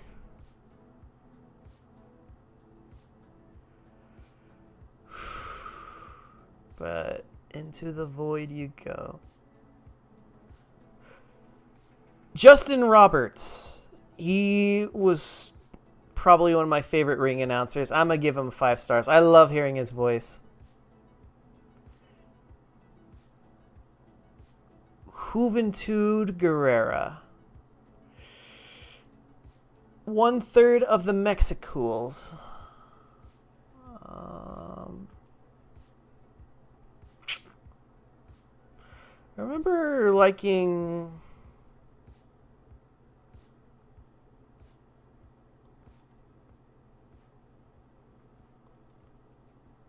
Juventud, Psychosis, and Super Crazy.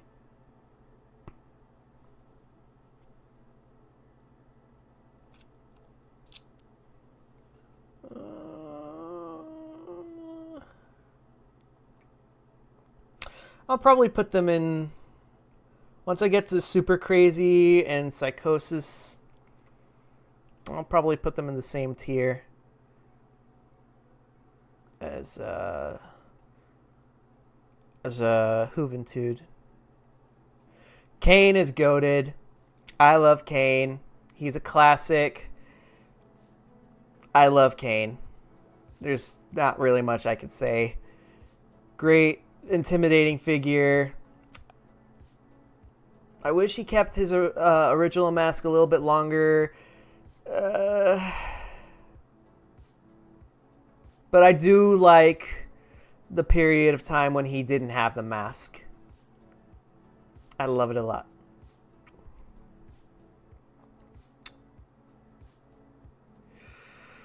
Hoo boy.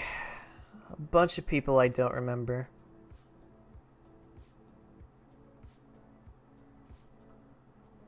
Do not remember you. Nor you. Kelly. I remember watching her on the first episode of ECW. Her whole thing was that she was going to be an exhibitionist and basically strip for the crowd in between the shows. And she also had a boyfriend, Mike Knox, who was very possessive over her. And she basically kind of like a weak allegory for like an abusive relationship. And of course, at the time, WWE being WWE, they didn't really handle it very well.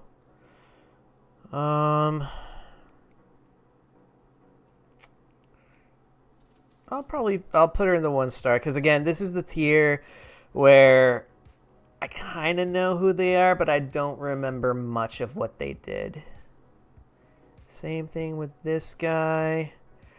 And this is Kenzo Suzuki. This is the guy I was talking about earlier. He was this lady's husband. I remember him being in a tag team with Rene Dupree. He did win the WWE tag team titles a few times. I'll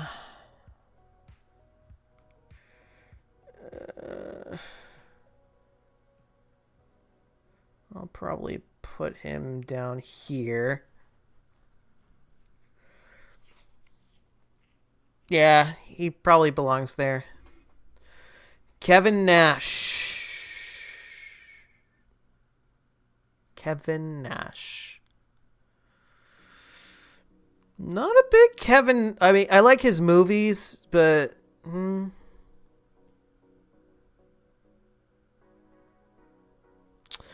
I'll probably put him here too in 2 stars.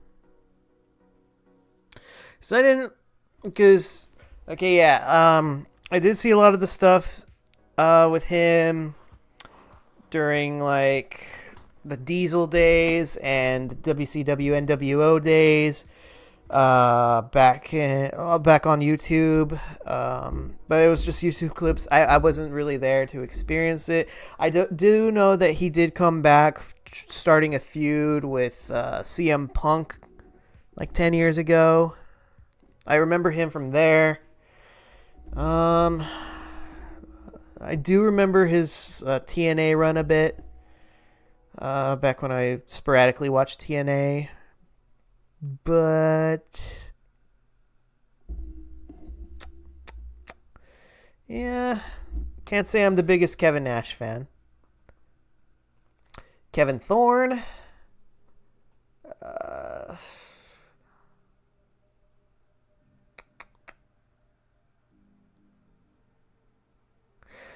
Yeah, I'd probably put him down here on the same tier with Ariel, because like I did like how he played the vampire gimmick pretty stoically, while his girlfriend was basically a Hot Topic girl cosplaying a vampire.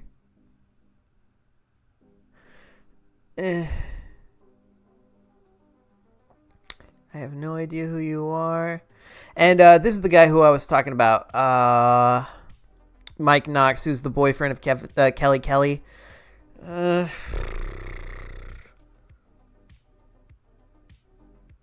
Yeah, I'd probably put him here too. Not a big fan. Kofi Kingston. Love Kofi Kingston. I'd probably put him right here in 4 stars. I really enjoyed his stuff. Very entertaining, very talented. Glad he won the WWE title eventually.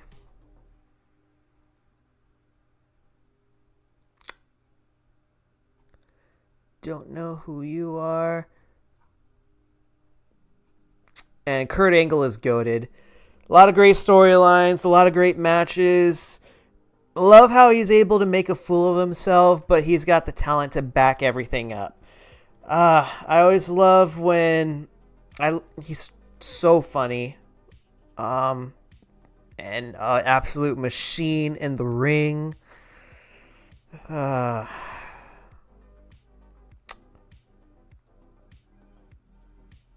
Love him.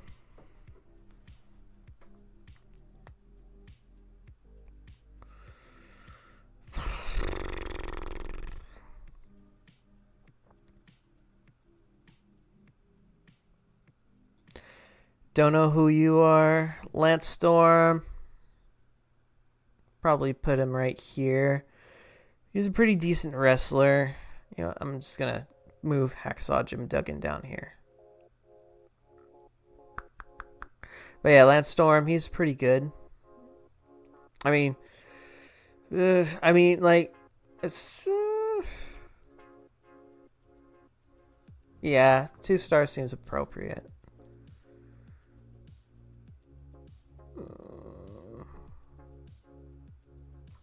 I don't know who you are.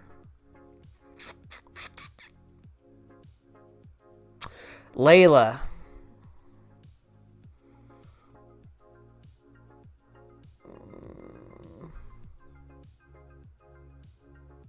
Yeah, you're going in 2 stars as well. Very mid wrestler. Pretty to look at, though.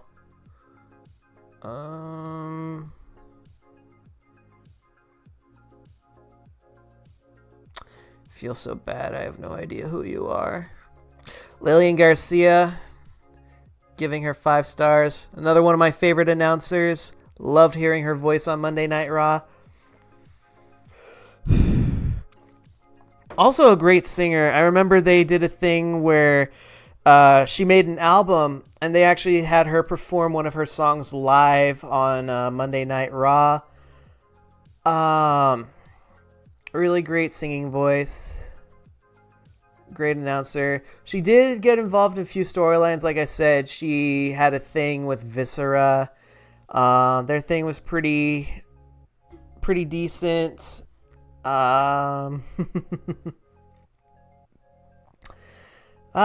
Lillian Garcia, really good. Linda McMahon. Horrible actress. She can't even sell a stunner. I did like how she had that moment where she kicked Vince in the nuts at WrestleMania 17. But that was that was before my time, before I started watching WWE. I do know she kicked JR in the nuts too, and she almost tripped over herself. Yeah, I guess 2 stars seems appropriate.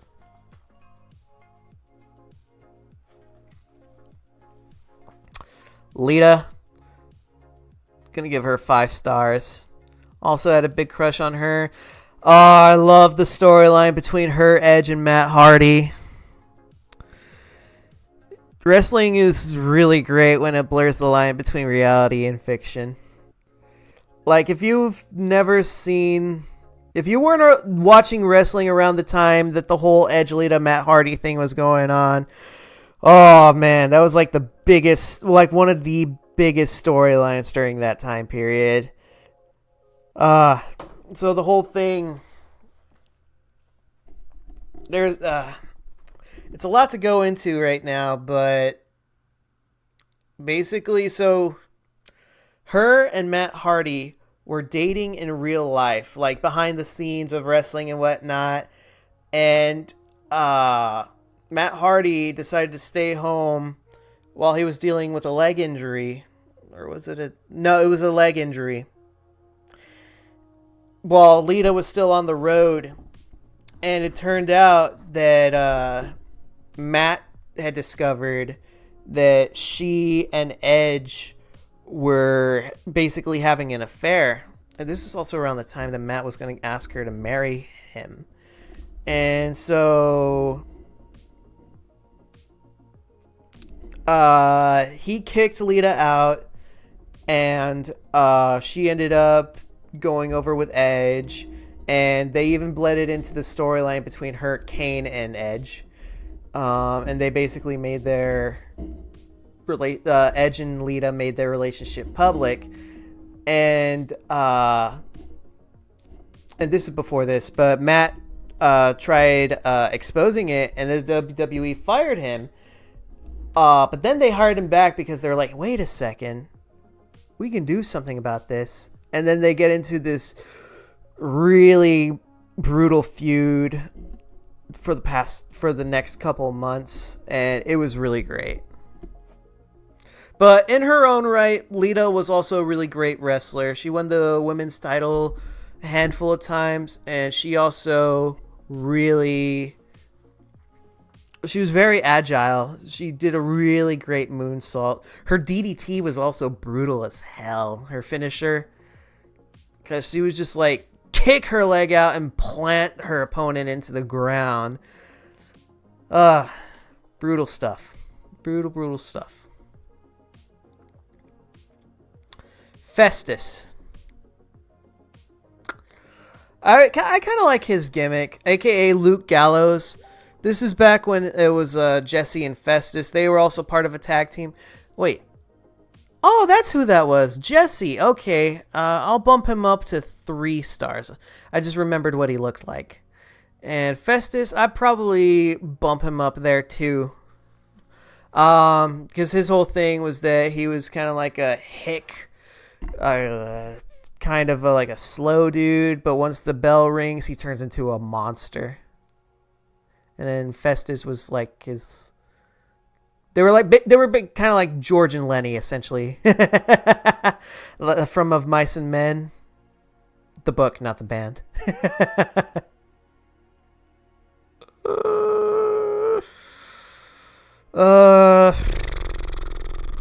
Oh, this is Luther Reigns. Wait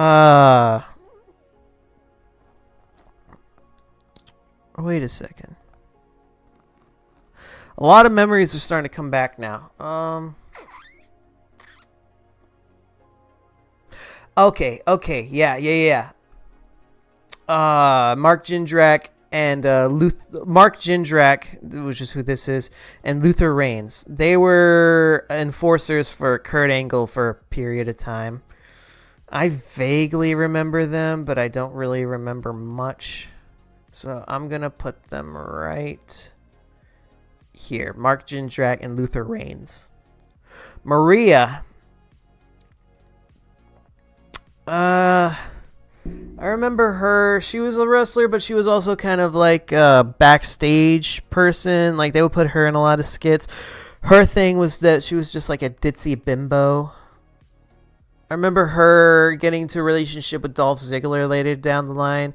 But one iconic moment that I remember from her was they had Eric Bischoff on trial so he could keep his job as general manager. And he had recently did something with Maria. And so she goes on acting all bimbo-y. And then when they ask her to testify, she just does a complete 180 and is like super serious. And once they dismiss her, they're like, okay, you can go. She's like, oh, okay. I'm gonna put her in 3 stars because she was very entertaining. Hey, Esme. My little chomps. I'm glad you like it. Lil Vomit, he did the art for my new avatar. I'm loving it so far. I absolutely love it. And I'm glad you love my little chomps. Mark Henry goes into 5 stars. Mark Henry, great wrestler. Also one of those top heels. I put him on par with like the Big Show's big intimidating heel. Also had a lot of entertainment moments too. I absolutely loved his fake retirement speech where he put on the waterworks and then he just slammed the hell out of John Cena. Iconic moment right there.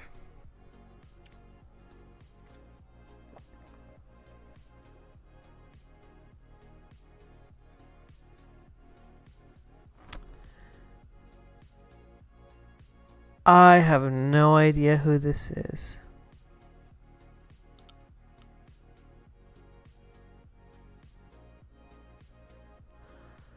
I want to say this is Maurice.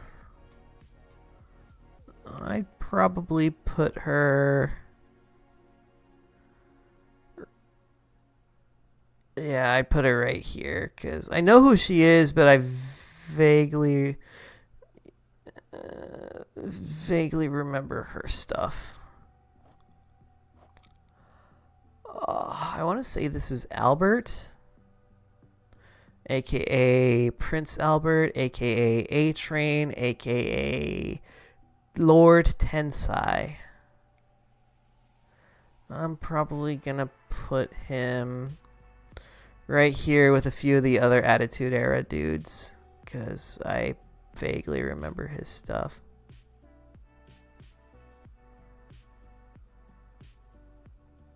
Or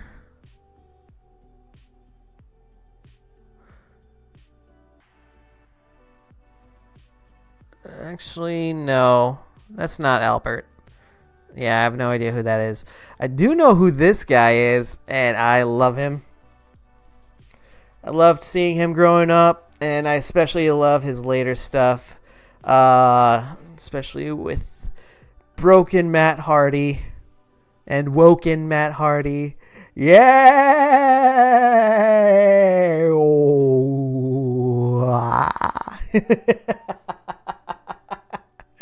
That was a horrible impression, but it is what it is.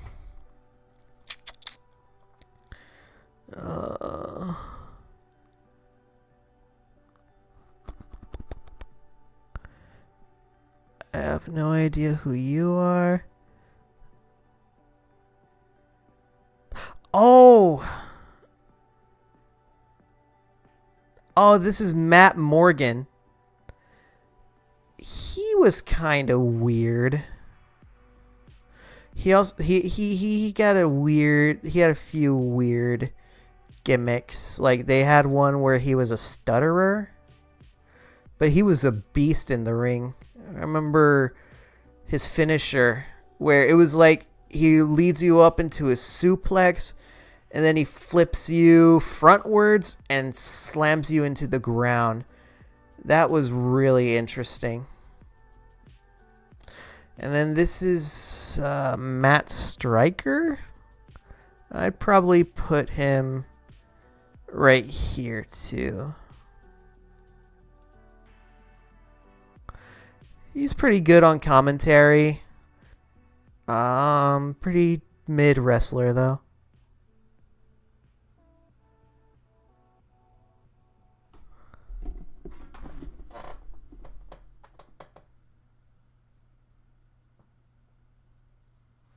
That looks like I don't know.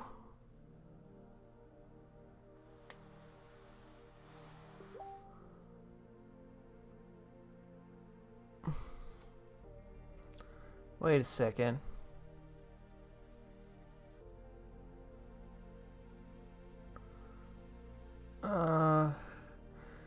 I can't, because it looks like Evan Bourne. 1 second.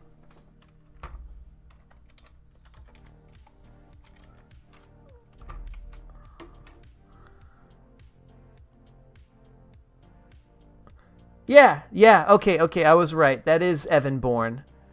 I would give him 4 stars. Evan Bourne is a great wrestler, very high flyer. I wish we could have seen a lot more from him. I would have loved to see him at least win a world title. But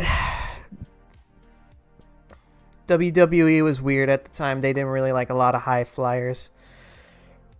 But I would have liked to see him win the world title.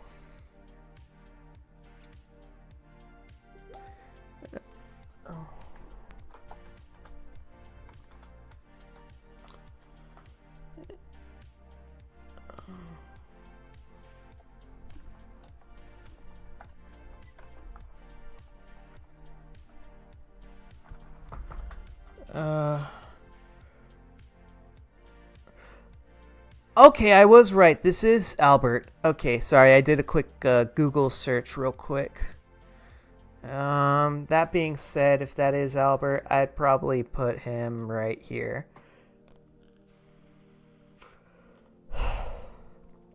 Maven. He's pretty... Growing up, I vaguely remember him. I remember he beat up Eugene once. I do watch his YouTube channel. He's got a lot of good insight there too, so I'd probably put him right here.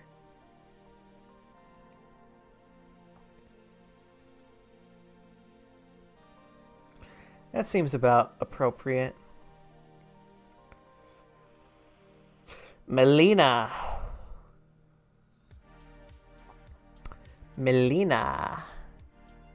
She's a pretty decent wrestler. I'll put her right here with the rest of Eminem. And that entrance. Oh, that entrance. Oh, if you haven't seen that entrance, I'd just look it up. Just look up Melina entrance. I'd show it on stream, but uh all right. Michael Cole, hated him growing up, but I've grown to love him. I love Michael Cole. And this is Michelle McCool. Michelle McCool. She was also a diva. I believe she's married to The Undertaker now. I could be wrong. Undertaker.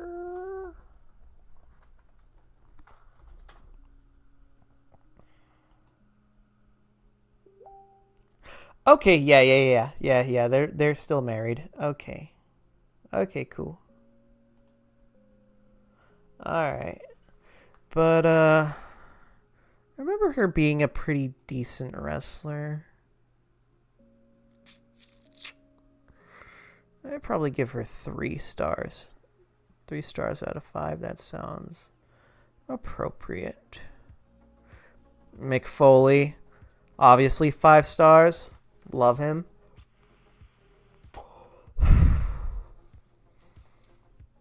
Not much I can say about. I think my favorite growing up, the rivalry I like hit between him and Edge was really great, and then how they later aligned themselves or allied later in the year during ECW One Night Stand against Terry Funk and Tommy Dreamer. Iconic. I also loved his rivalry with Ric Flair. That was really neat. I'm kind of blanking on what else they did afterwards. Steve Bob, hello. Hello there. Thank you for the happy re-debut. Sporting my new avatar by Lil Vomit. Loving it. Mickie James. I really like Mickie James. I'm putting her in the 4 stars. I really liked her stalker gimmick when she debuted against Trish Stratus. I'm also really surprised that they gave her the women's title. But her match, aside from that botch at the end, really great. Probably one of the best women's matches at that time. Really great. Love Mickie James.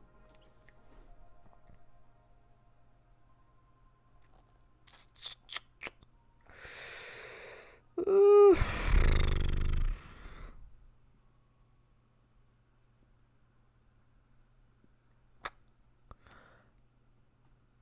Oh, I have no idea who that is, or him. Or him.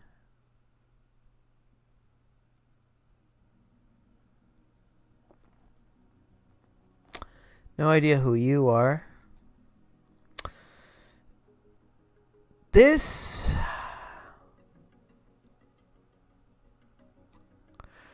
I feel like I know her.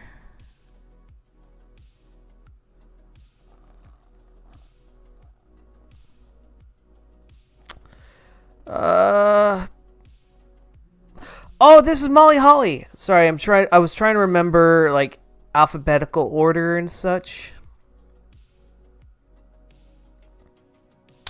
So this is Molly Holly. I remember she had that match at WrestleMania where she had her head shaved, which was pretty controversial at the time, or at least you hadn't seen something like that at the time. And she was a pretty decent wrestler. I think she also partnered with the Hurricane and Rosie. I'll put her here as well. 4 stars.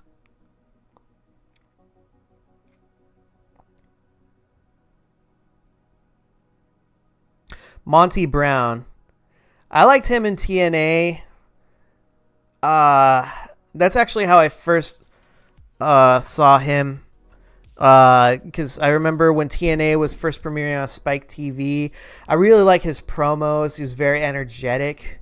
He also like moved like a fucking tank. I love that pounce move that he did.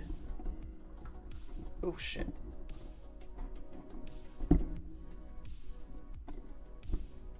Sorry, my mic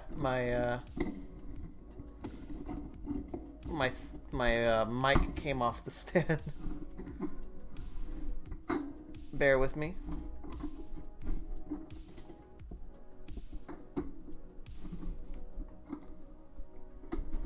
Ah, shit.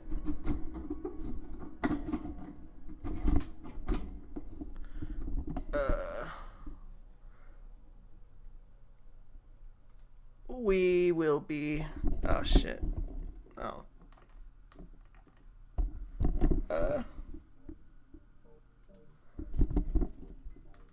We are experiencing some technical difficulties, so we will be right back.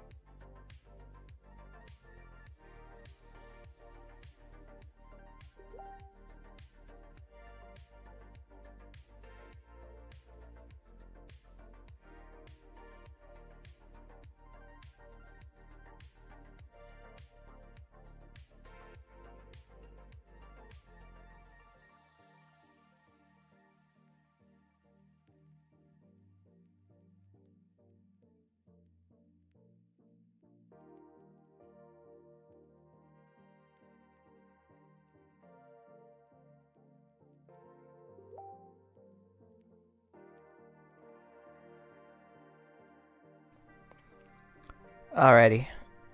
Sorry about that. My microphone stand just came off my table. And we are getting back into the tier list. Sorry about that, y'all.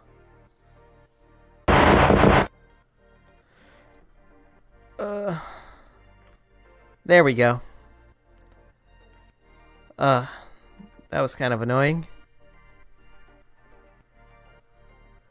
Oi. Alrighty. Let's get back to the tier list. So yeah, back. Monty Brown. I'd put him...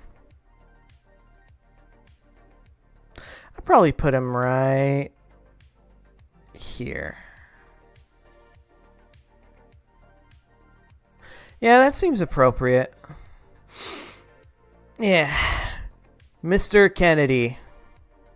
I was just watching the Wrestling with Regret video on him. Just released like literally a couple of hours ago.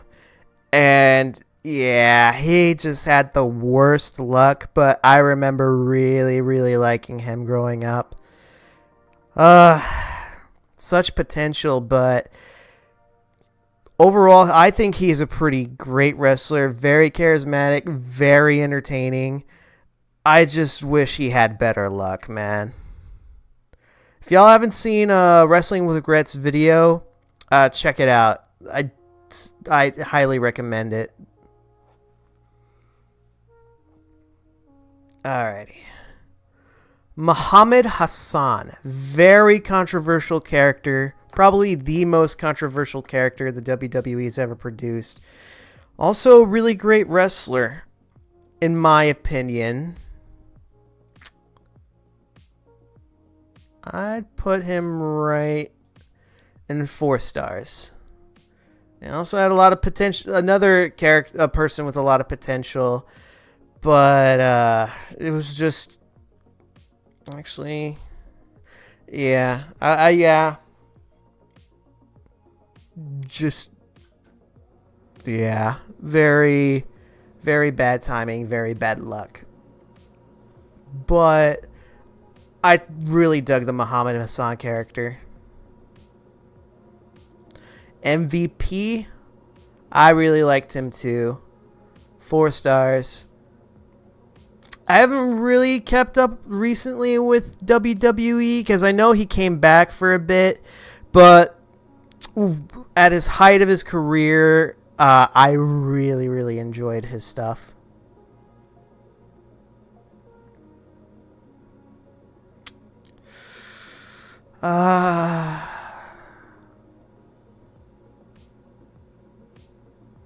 Alright, we're almost there. I do not know who you are. Nor do I know who you are. Oh, this is Nydia. This was Jamie Noble's girlfriend slash maybe cousin. Yeah, I'd put her in the same tier as Jamie Noble since they're essentially more or less the same character. Nunzio, aka Little Guido in ECW.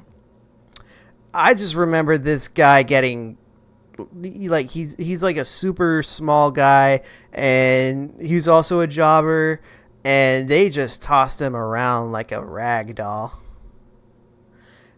He could take some serious bumps. I'll put him in 3 stars. I thought he was a pretty decent guy. Orlando Jordan. Very beautiful man. I do also remember him in TNA, where they gave him like the bisexual gimmick, or he had the bisexual gimmick. It was his idea.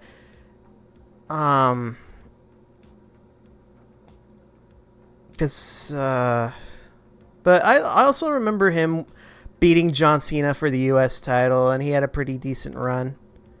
I'll probably put him in 3 stars as well. Paul Bearer. I like me some Paul Bearer. Oh yes, Undertaker. Oh yes.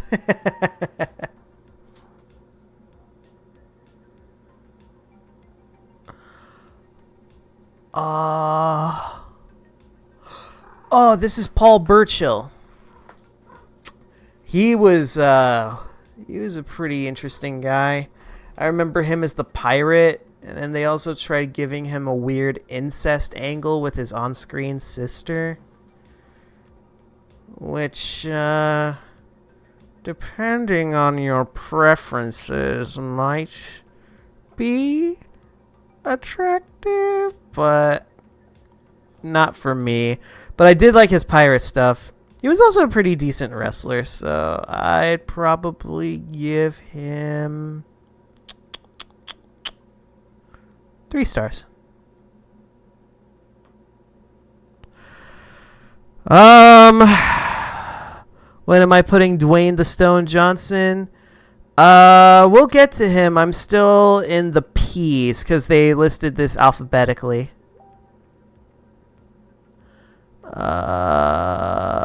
That being said, Paul Heyman, 5 stars, goated, love Paul Heyman. He's iconic, love him to death. And hot take, 5 stars for Paul London. I loved him growing up. Loved him in the Cruiserweight division. Loved him in the tag team division with Brian Kendrick. I also thought he was really cute.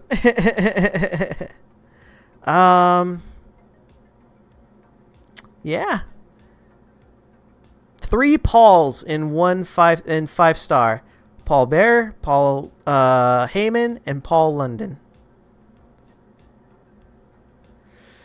Perry Saturn.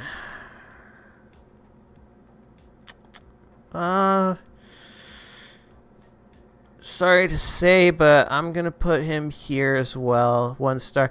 This is the tier where I know who they are. I just don't remember seeing them during the Attitude Era or the Ruthless Aggression Era.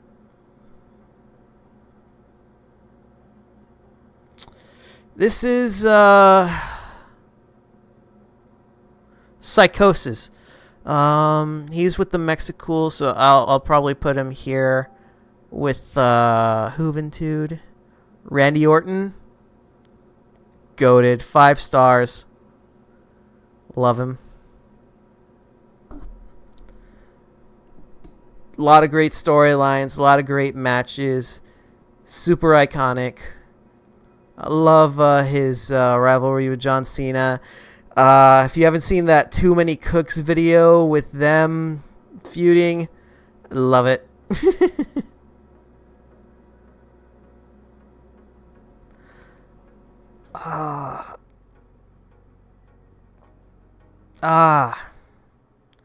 I know who he is. I know who this guy is.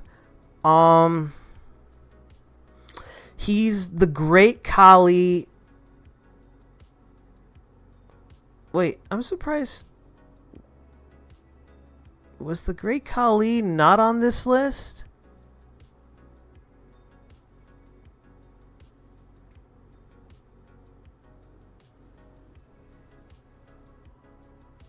Okay. Are they doing that weird thing where they include the part as a T? Okay, yeah. They are. Okay. So this guy, he's at least on screen, he's the Great Khali's brother, but he's also his manager and his interpreter. I remember him being pretty funny. That being said, I'm gonna give him 2 stars. Raven. He wasn't really around during the Ruthless Aggression Era. I would say he's more along the lines of the Attitude Era.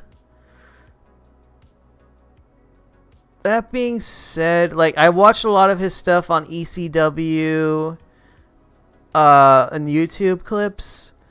And I saw a few matches he had in WWE during the Attitude Era.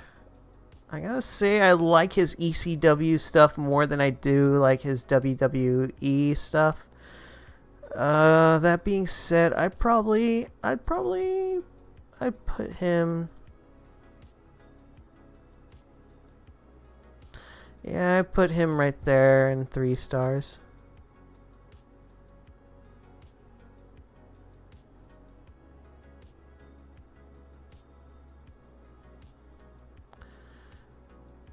I don't know who you are.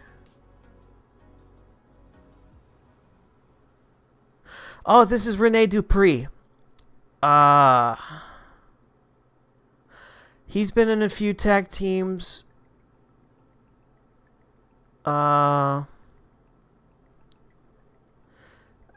His whole thing is that he's French.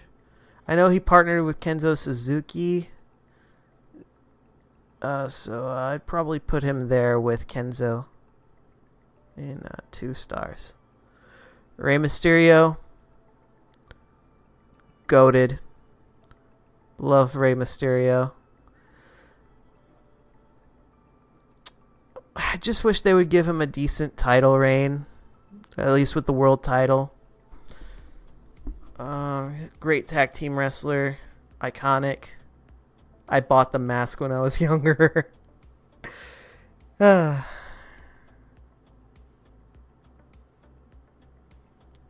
Rhino. I really like Rhino. Very brutal, very intimidating. I'd put him in 4 stars. I like Rhino. Ric Flair is also goated. Love me some Ric Flair.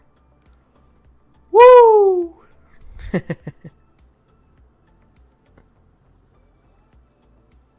This guy looks familiar. I just can't remember his name.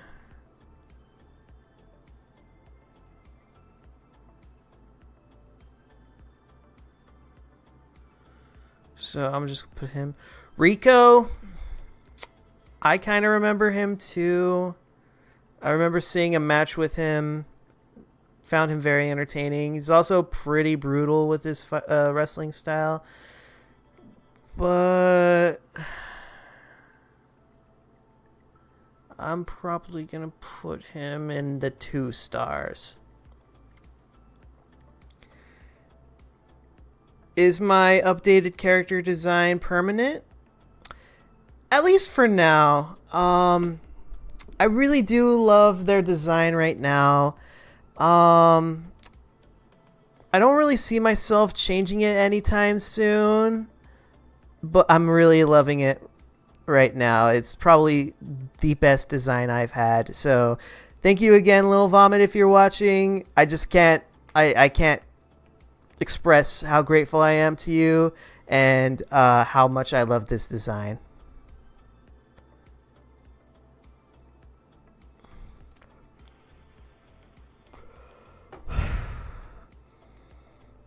Of course, if I need any tweaks, I'll probably have something done. But I don't see myself doing that anytime soon. But as of right now, yes, this is going to be a permanent design. Permanent asterisk.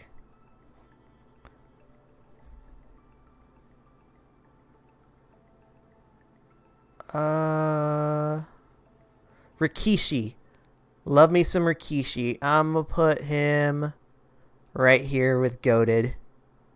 Great wrestler. Funny as hell.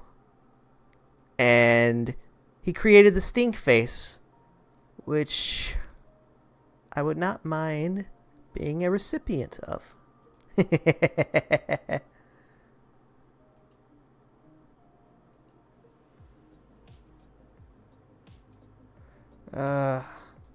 Trying to remember this. Rob Conway. Rob Conway. That's who he is. Okay.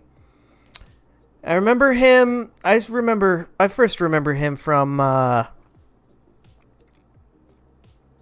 remember him from La Resistance, which was like a French tag team. They've won the tag team titles a few times. I forget who his partner was. But after they broke up, he developed a narcissist gimmick. And I remember him kind of being funny. Like each week he would face off a different legend. And I remember him, he lost a match because he had been on a losing streak. And Vince McMahon personally walked up to him and fired his ass. And he was just like, no, please don't do this. Don't do this to me, please.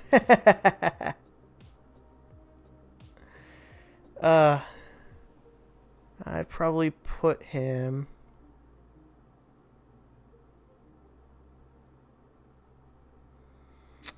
I'd probably put him here as well. Have I ever had the WWE ice cream bars? I'm sad to say that I have not. I have not had the ice cream bars, unfortunately. But at the same time, I'm not too big on ice cream. I have to be in the mood for ice cream. I'm not actively going out and be like, oh, I need some ice cream. I have to be in a particular mood. Like, if I'm out on a hot day, like at the amusement park, or I'm at the movie theater, and sometimes they sell ice cream. The movie theater I used to work at, or at least the company I did, we had one theater where we would sell gelato because we also had a Starbucks inside the movie theater. And they had gelato, and I would always get the French vanilla. I'm pretty basic when it comes to my ice cream. My boyfriend, he really likes cookies and cream and Rocky Road. Um, I also like birthday cake. That's a really good flavor. Um, Strawberry is also really nice. Love me some strawberry ice cream. Um, I remember they also had one ice cream that was flavored like Twix. So it had cookies and caramel in it. That was really good. I don't know if they put in... Oh, cookie dough. I also love me cookie dough ice cream.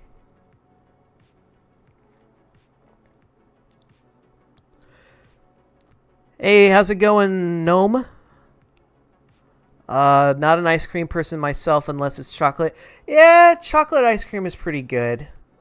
But yeah, I have to be in the mood for ice cream. You love all those flavors, Esma? That's cool. Oops.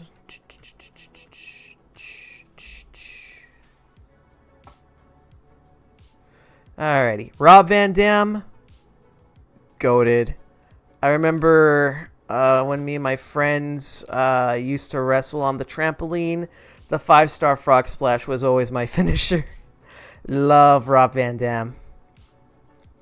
I wish he would have held on to the WWE title a lot longer than he did, but very unlucky situation that he and Sabu got into.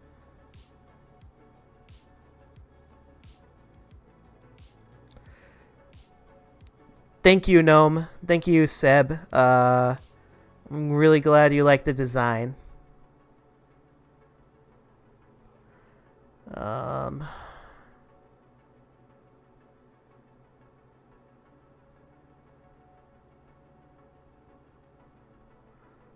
Ice cream gotta be one of your favorite gender.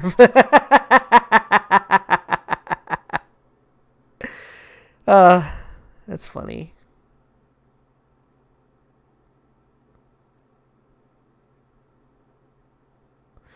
I don't remember who this is. Nor do I remember who this is. Roddy Piper. I remember they were hyping him up, bringing up Piper's Pit where he interviews Stone Cold Steve Austin. I remember...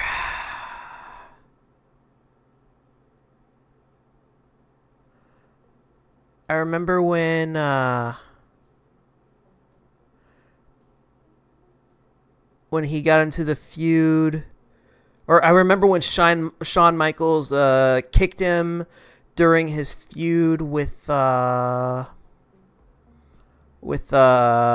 Hogan. Of course, I've seen some of his classic matches, but I'm just going based off of my memory of him during the Ruthless Aggression era. I also remember when he feuded,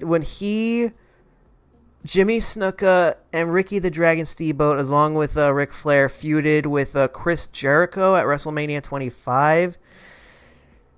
That was a rough match to watch. Not because of like Chris Jericho beating up all these old men, but just because of like how Snuka and Roddy Piper performed during that match. They were just really like... Chris Jericho was really accommodating for them. Except for Ricky the Dragon Steamboat. Ricky Steamboat still had it. That man could move. It's like he never stopped wrestling. I'm surprised he's not on this list either. Sabu. Yeah, no Ricky Steamboat. Unless I missed him somewhere. Yeah, no Ricky Steamboat. I wish they would have included him because he also had a pretty decent run during the Ruthless. I think he tried competing. I could be wrong, but I think I remember him competing again for the Intercontinental title because that was like his most iconic title, and he was actually doing some pretty decent work. That being said, Roddy Piper. I'm just gonna put him here with the other like Attitude Era people, just because like that's going based off my memory. Maybe if I grew up with him like during the 80s and 90s, I'd put him higher, but I'm just going based off my memory. And I have no idea who you are.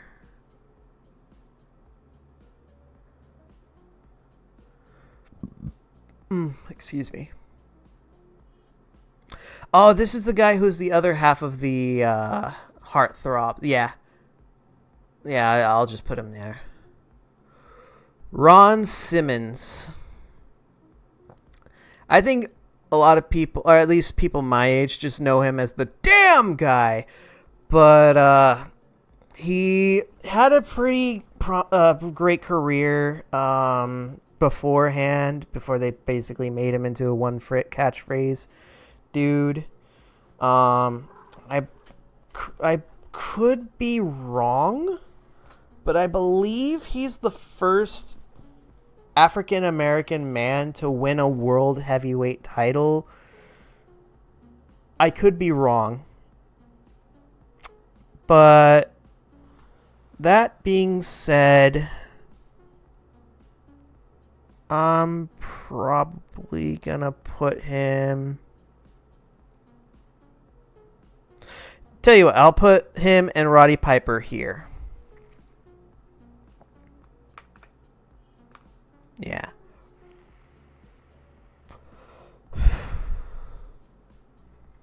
That ought to be fair.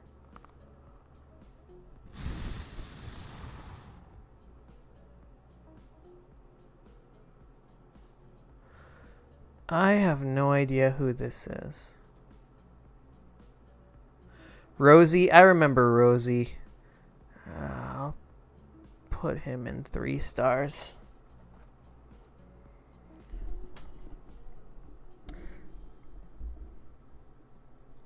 Well, I hope you have a good night, Esma. I love you too. You have yourself a good night. And thank you very much. You have a good night. Take care.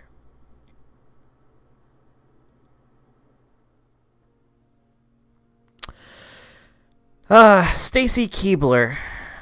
At least I think that's who that is. Yeah, that's Stacy Keibler. I'm gonna be real with you. I always, like, everyone always loved Stacy Keibler because she was like one of the hottest and cutest girls there. I kind of think she was overrated. Not gonna lie. And I hate to say it, but I don't remember her being a pretty standout wrestler. The only thing I really remember her for is that meme of Vince McMahon. She's the one who Vince McMahon was thirsting for in that GIF meme where he's like, oh my god, oh, and he leans back and falls on his chair. That's who she is. Just for that meme, though, I'll give her 3 stars. Sabu. Suicidal, homicidal, genocidal, death-defying maniac. I'd probably put him in 4 stars. I think his matches are really great, even when he botches them.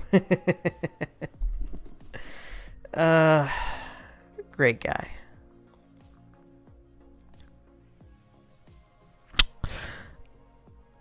I have no idea who this is. Santino Marella.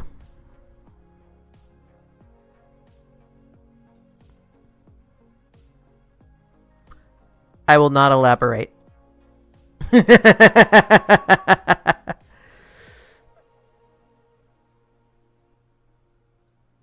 Oh, this is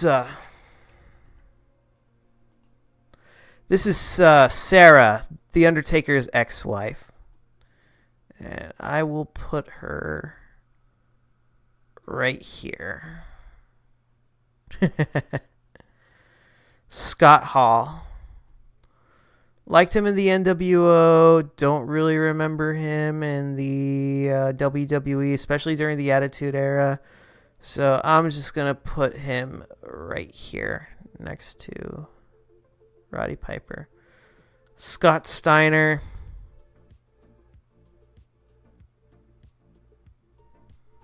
Not a fan. Scotty 2 Hotty. I'd probably give him 2 stars because, like, I remember him vaguely in the Attitude Era or in the Ruthless Aggression Era, but he was more prominent in the Attitude Era. And sometimes they bring him on for like one-offs, but other than that, like a few cameos, I don't really remember much of Scotty 2 Hotty.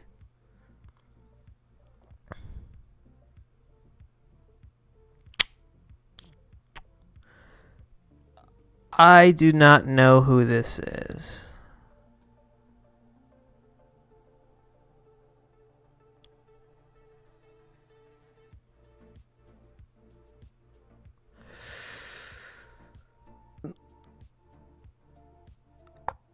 I want to say... Is that... Oh, if they're going by names, then... I think that's X-Pac, but they put him under S's, so they're probably going by his real name. I remember really liking X-Pac, so I'll put him right here. Like, nothing too great, but yeah, I'll put X-Pac right there. Shad Gaspar, may he rest in peace. Jana! Hey, welcome to the stream. Hope you're doing okay. We're just making a tier list on wrestlers during the Ruthless Aggression era of WWE. Hope you're doing good. Thank you for joining the stream. Always good to see you, Jana.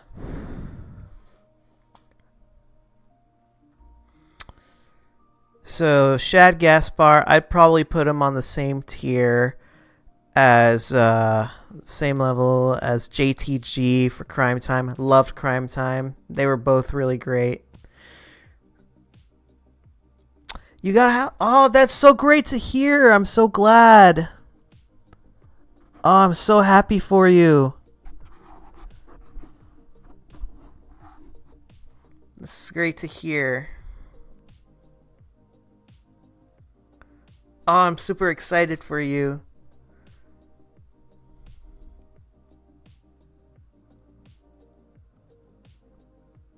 I'm just glad you're safe.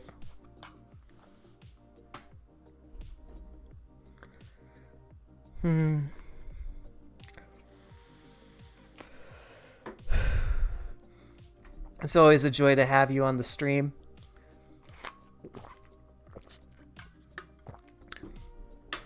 So I'm thinking for this stream, it's going to be the tier list. Next stream I do, which is probably going to be Friday, I'm going to finish doing the Battle for Bikini Bottom game. Going to continue streaming, gaming. So that's the plan for this week. And my night is going good. Thank you for asking. Hope you're having a good night as well. And I just hope you enjoyed the stream tonight. Also, the Friday stream, I'm probably going to be having it. I'm going to try doing it early because I know I do my streams like as soon as I get home from work, and I usually get home around 8:30. So I usually do my streams like at 10 or midnight at the latest. So, For Friday, I want to try doing it like maybe 3 p.m. at the earliest, or maybe even 6 p.m. Depending on how my day goes, I'll probably do it at 6.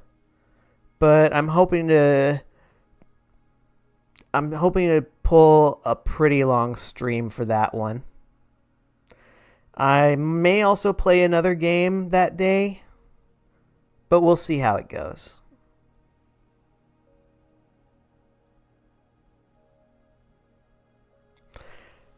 But that's great news to hear, Jenna. I'm so glad you're doing okay. Enjoy the rest of the stream.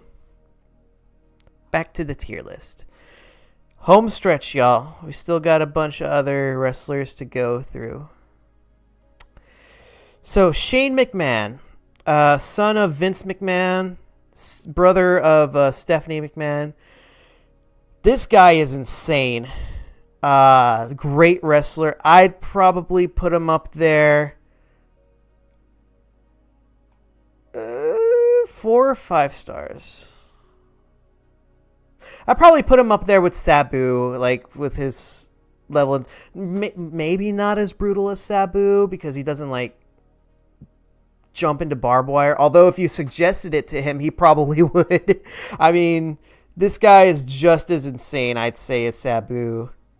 But like, if you put him in a hardcore match, I honestly, I'd like to see Sabu and Shane wrestle one day. That would be an insane match. Oh, that would be a great match to see.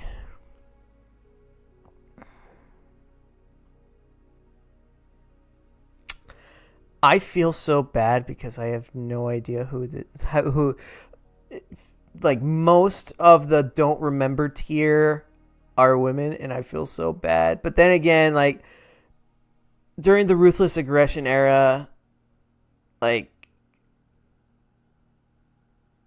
women's wrestling wasn't that great, except for maybe like stuff with Lita, Mickie James, Trish Stratus, who we will get to. I just feel bad. But we do have a lot of like some of the women they were really entertaining.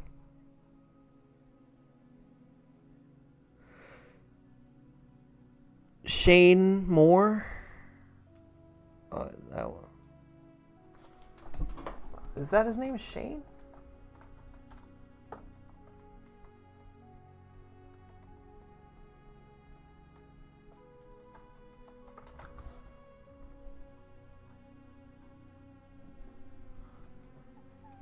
Shannon Moore. That was his name, Shannon Moore. He's a pretty good wrestler. I remember him being with Matt Hardy during the V1 era. I'd probably put him on the same level as I did with Hurricane.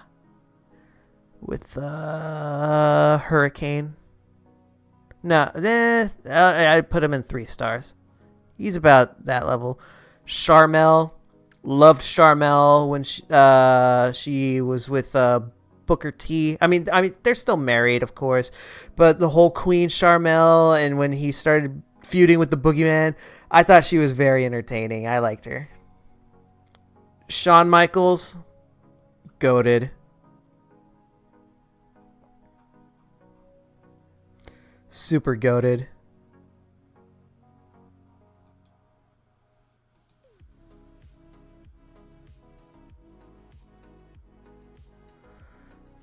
Yeah. Oops. Alrighty. Next up. I have no idea who this guy is, but Shelton Benjamin, in my opinion, goated. I love Shelton Benjamin. Oop. Yeah, Shelton Benjamin, great wrestler. One of the greatest to watch growing up. wish he would have won a world title at some point. Even the world heavyweight title, I would have loved to see him win that one. But I wonder if I think I know he's doing interviews and podcasts, but I wonder if he's at least doing the indies. I've only seen clips like shorts and reels on Facebook and shorts on YouTube of him doing interviews, but man, I think he would have been a pretty great world champion.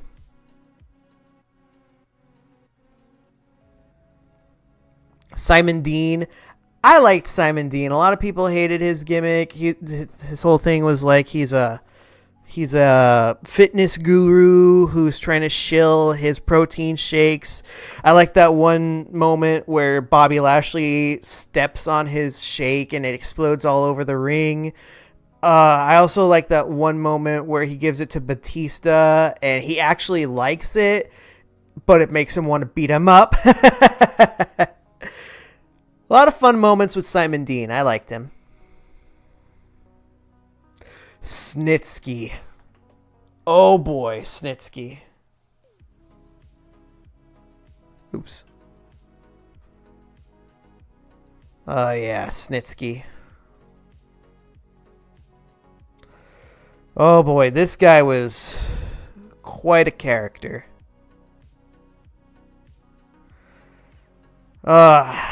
The whole storyline where he causes Lita to have a miscarriage, and his whole thing being, it wasn't my fault. His feud with Kane was pretty... I liked it. I remember being very gripped about it, mainly because I actually thought that he killed the baby until I found out what kayfabe was. And then they gave him like a weird foot fetish gimmick where he tried basically preying on who was it? Maria. He tried creeping up on her.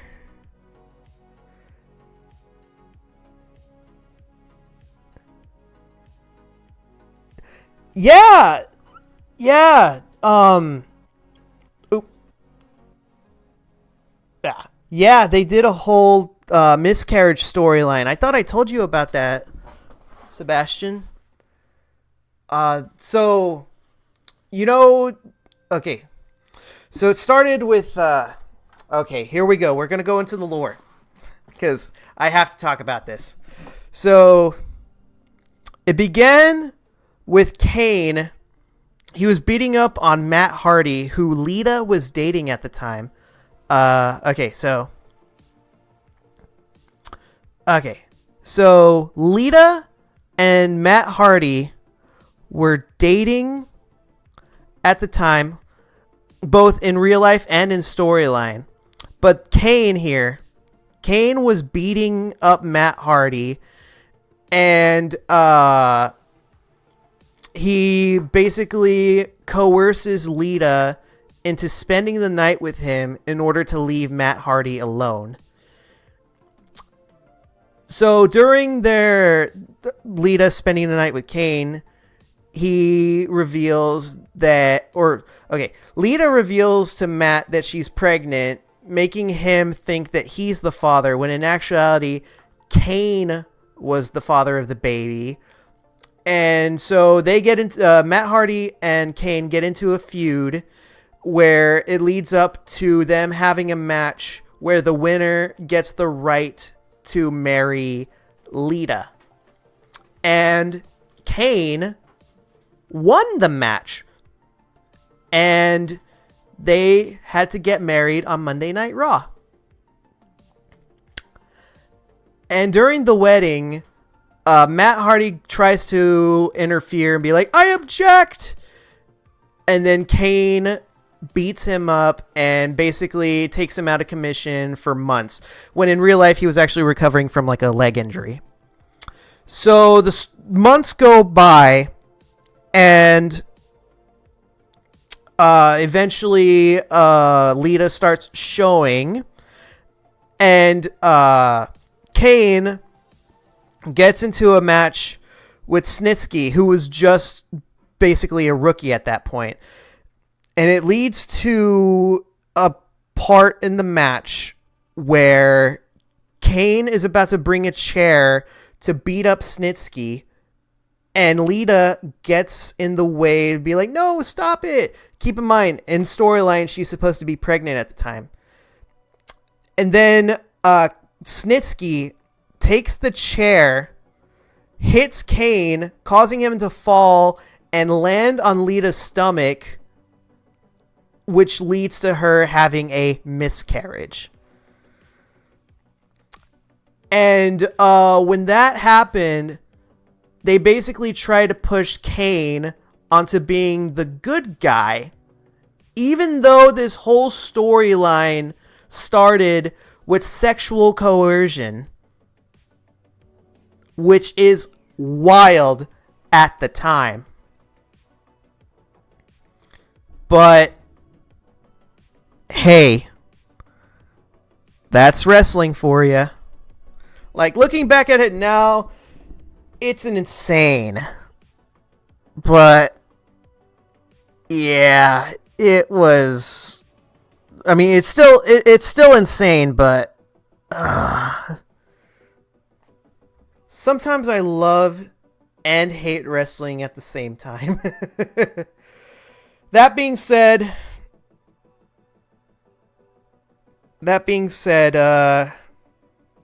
Snitsky,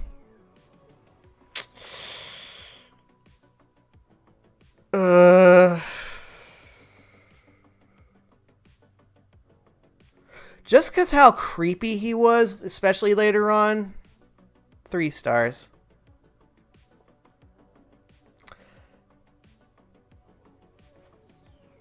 Yeah. Yeah. Yeah, that's all you can say is just wow. It's insane.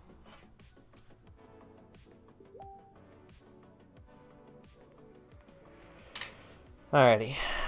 Spike Dudley. I'm gonna give him 4 stars. I really like him just because of how much damage he can take in the ring.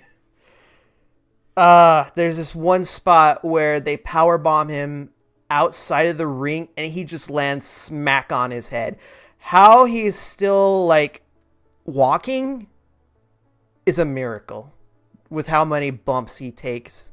It's crazy.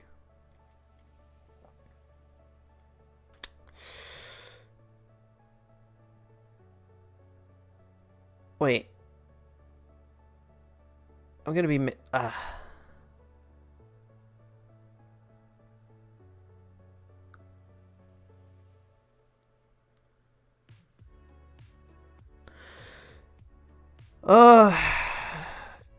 It's really hard to pin down my favorite wrestling moment just because there's so many. The one that I keep coming back to is not necessarily a match, but rather a promo that happens in the ring. Just because of how raw and emotional it is. And it's this moment, my favorite is this moment where it's during the Invasion angle, which is back in 2001, 2002, back when ECW and WCW were invading the WWE. It's a whole thing.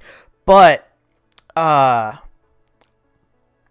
Heyman is basically giving this speech where he's talking about how he's going to take down the WWE and make it in his own image. And then Vince McMahon comes out to confront him. But Vince McMahon does not say a single word as Paul Heyman, he goes on this rant about how Vince McMahon basically took everything from him, which is not just like in storyline, but also in real life, because it's commonly attested that Vince McMahon got his whole Attitude Era idea from basically aping off ECW,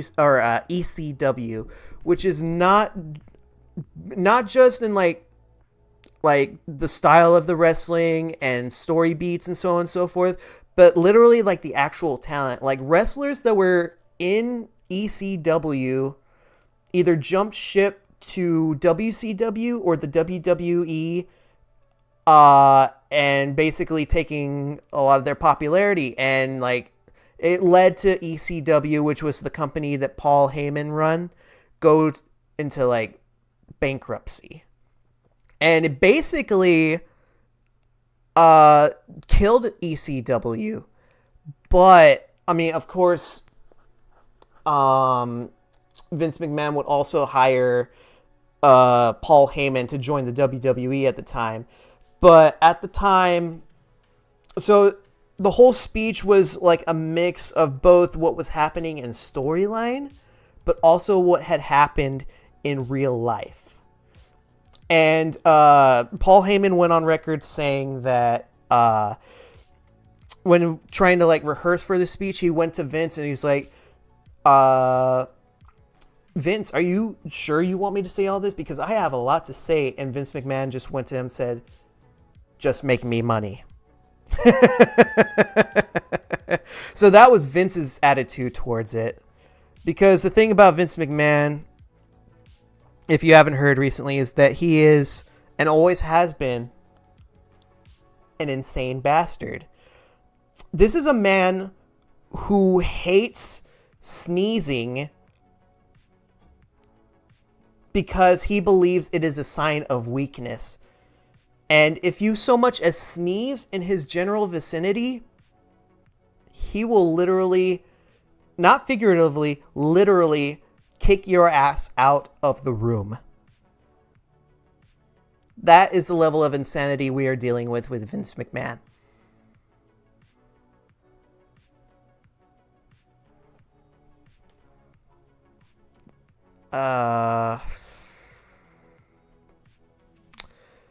Back to the list.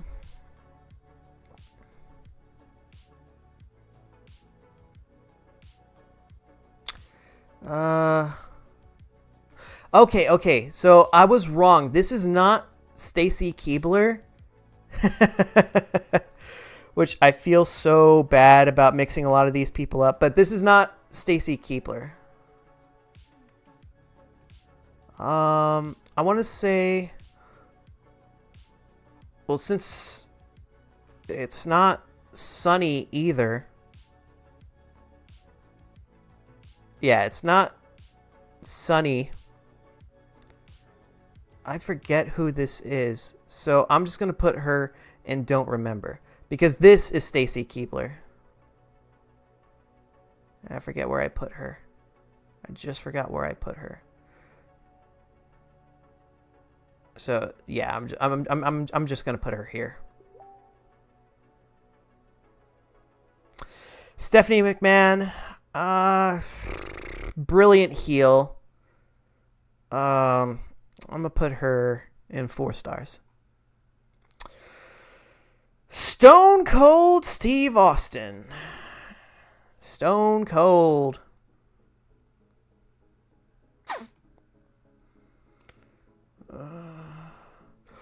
He wasn't really my favorite growing up, but I will admit, like, his character was really cool, so I'll put him in 4 stars.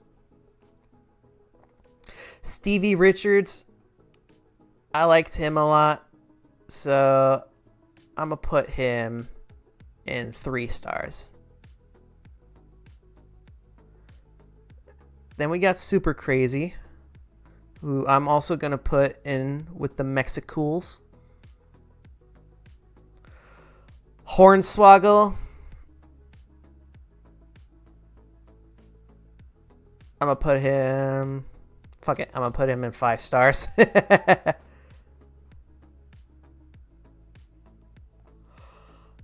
Oh. Oh, okay. This is Sylvain Grenier. He was the other half of La Resistance with Rob Conway. So I'm gonna put him with Rob Conway wherever he is.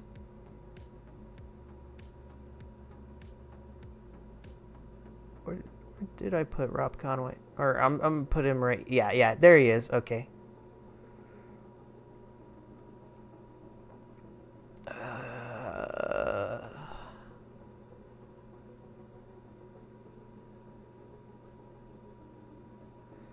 Sylvester Terkay. Okay, yeah, I remember him. Yeah. I'll probably put him right here because I know who he is. I just don't remember a lot of what he did. Tajiri. I always like Tajiri. I'm gonna put him. Yeah, I'll put him right here. This is Victoria. Although they put her in the T's, I guess for Tara.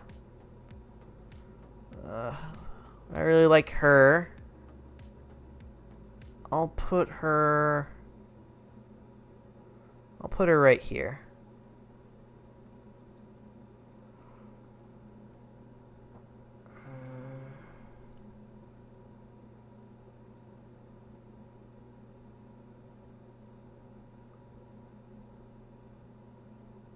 I feel bad because I don't know who you are. Tatanka. So I remember him. Apparently he had a second run in the mid 2000s because he had been a legend or a wrestler in the 90s, and he had a second run. I remember really liking him. I'm gonna put him in 3 stars as well. Excuse me. Taz, iconic. Also a pretty funny commentator. Like, if I had to say who's funnier, I'd probably give it to Jerry Lawler. But Taz also is really funny. So, yeah. Taz is goated. Ted DiBiase Jr.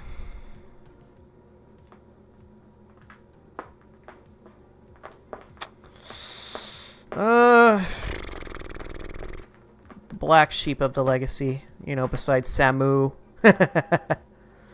I'll put him in 3 stars. I thought he was pretty decent. Terry. I know who she is. I just don't remember seeing a lot of her in the Ruthless Aggression era. Test is the same. I barely remember him in ECW. I'll put him with Sylvester Terkay. Blue Meanie. Loved his match with JBL. How JBL busted him open was brutal, but not as brutal as how badly Stevie Richards busted him. Actually, no, I'll put him in the same tier as Stevie Richards. He'll get lonely. The Brian Kendrick. Okay, yeah, so they put them in the THs. I'll put him in 4 stars. I really liked him teaming up with Paul London. They were a really iconic tag team. They also had a really great entrance together too. The Great Khali.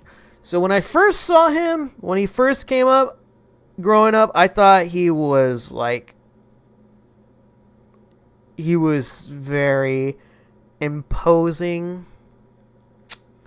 But looking back, seeing how slow he is and how plotting he is, yeah. I don't think I can give him anything higher than 2 stars. The Miz. Say what you will, I think he's goated. I think he's more. I think he's cemented himself up there with the greats, in my opinion.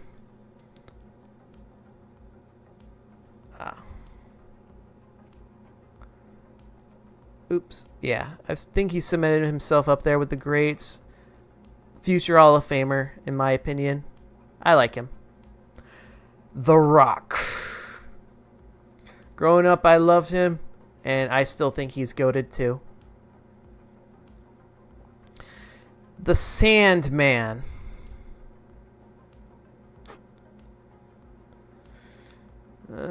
Maybe because I grew up with seeing him in WWE, I can't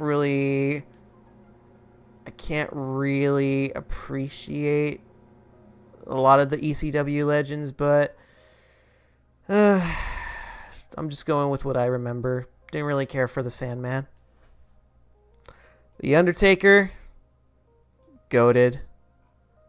Buckle up, Teddy, because you're also going to the goated tier. I love Teddy Long. He's also one of my favorite. Like, if Eric Bischoff is my favorite asshole authoritative figure, Teddy is my favorite face. I also love that iconic moment where he gets into the limo and the Undertaker is driving and he kidnaps Teddy. Oh, I just love Theodore Long.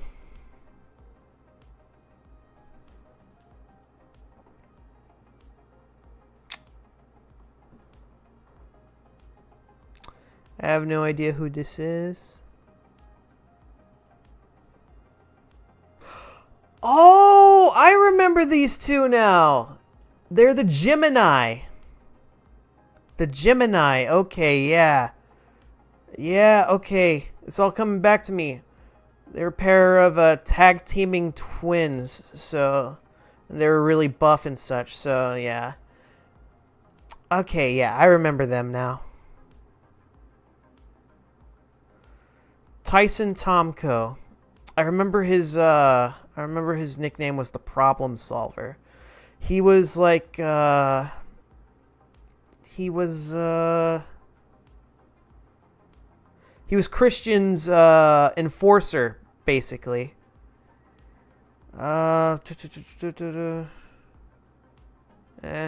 probably put him there with Gemini. Tommy Dreamer. See, I kind of like, I don't know why, but, and I think classic ECW, I like Tommy Dreamer more than I like the Sandman. So I've got to put him a tier above. Tony Atlas. Basically a heel manager. He managed, I want to say he managed Elijah Burke. He also managed Mark Henry. I'll give him 2 stars as well. Tony Chimmel, another goated ring announcer, up there with Justin Roberts and Lillian Garcia. Oh, there you are. Lillian Garcia. Whenever I think SmackDown, I think him. Like, if I think Monday Night Raw, I think Lillian Garcia. But if I think the ring announcer for SmackDown, it's always Tony Chimmel.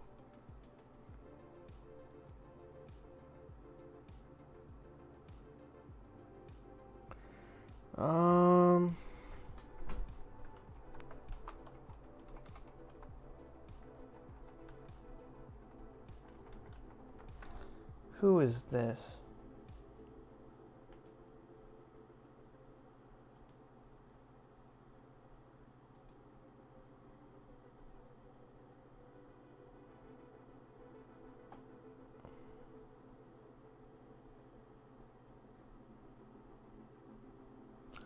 Wait a second.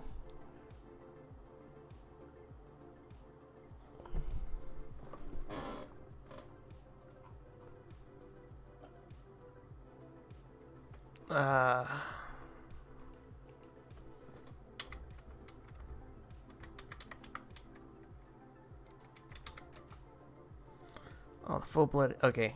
I want to say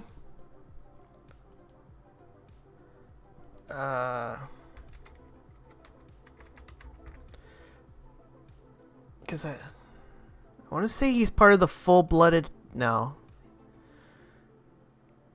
Yeah. Okay. No, I'm wrong. I thought he was. I thought he was part of the full-blooded Italians.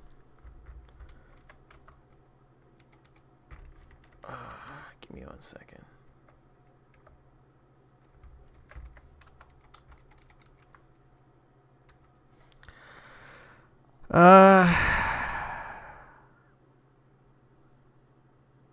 Yeah, I'm not remembering who this guy is, so I'm just gonna put him there. Tori Wilson. I know who she is, but I don't really remember a lot about her.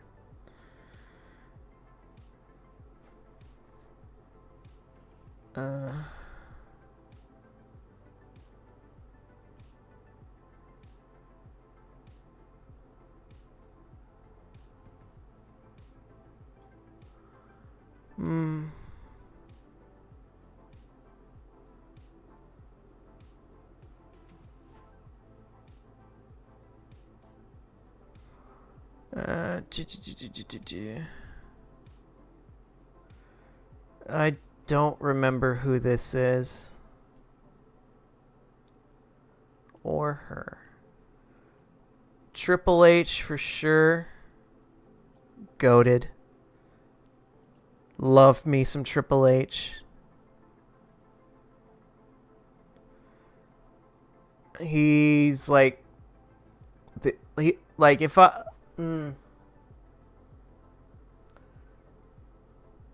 I was gonna say if there actually was a final boss for WWE, it would be Triple H, but nah, I gotta give that to Undertaker. Undertaker is like the true final boss, but if I had to give it like a sub boss, it'd probably be Triple H. Alrighty, Trish Stratus, also goated. Like, she was a really great female. She was a really great wrestler. She had a lot of great matches, especially with Lita. I also loved her match with Mickie James at WrestleMania.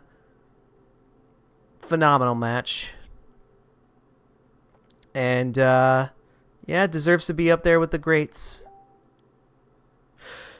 This is Ultimo Dragon. So, I remember this guy being plastered on a lot of action figures of WWE growing up, but I could be wrong because I didn't go through like every Monday Night Raw or SmackDown, but aside from that match at WrestleMania, I don't remember seeing a lot of him.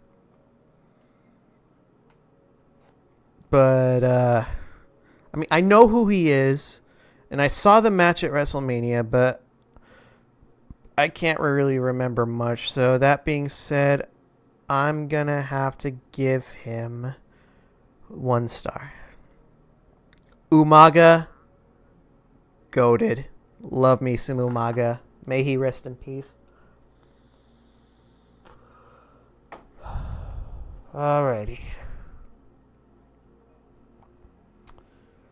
Home stretch. Alrighty. Val Venus. Vaguely remember him in the Ruthless Aggression era, but he was more active in the Attitude era. But I'll give him 2 stars. Vicky Guerrero. Goated. Love me, Vicky Guerrero. Growing up, hated her, especially with the "excuse me." She was such a heel, and that's exactly what you're supposed to do as a heel, and she did a fantastic, phenomenal job. Alrighty. Vince McMahon.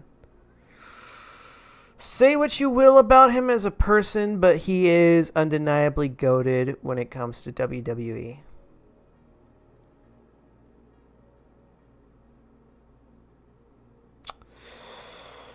Oh, this is I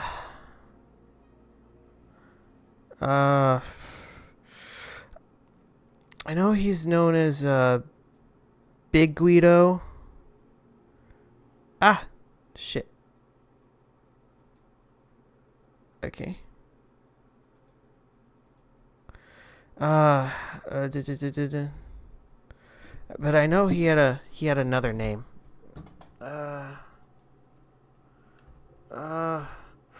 But basically, I forget his name, but he had a thing where he started off as a tough guy, and then for whatever reason, they had him wrestling in a dress.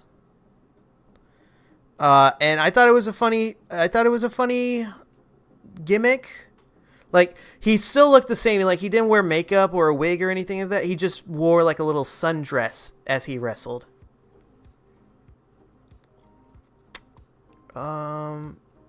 But yeah,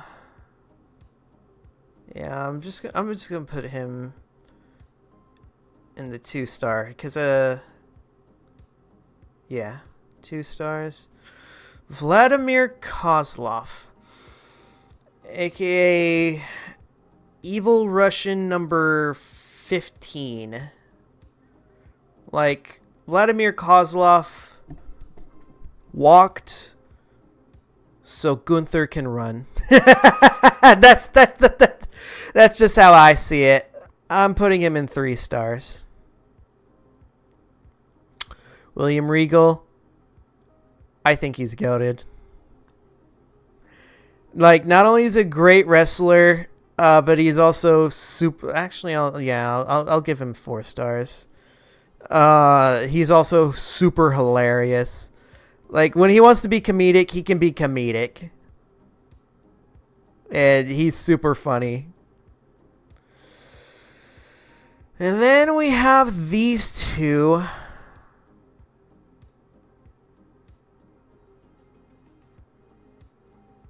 You know, I'm surprised Zach Gowen isn't on here.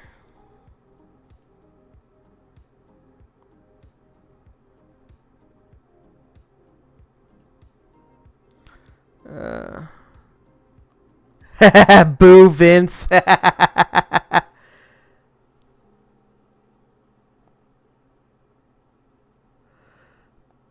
How many wrestlers is this? So many. I think they, what did it say? 257. 257. That's how many.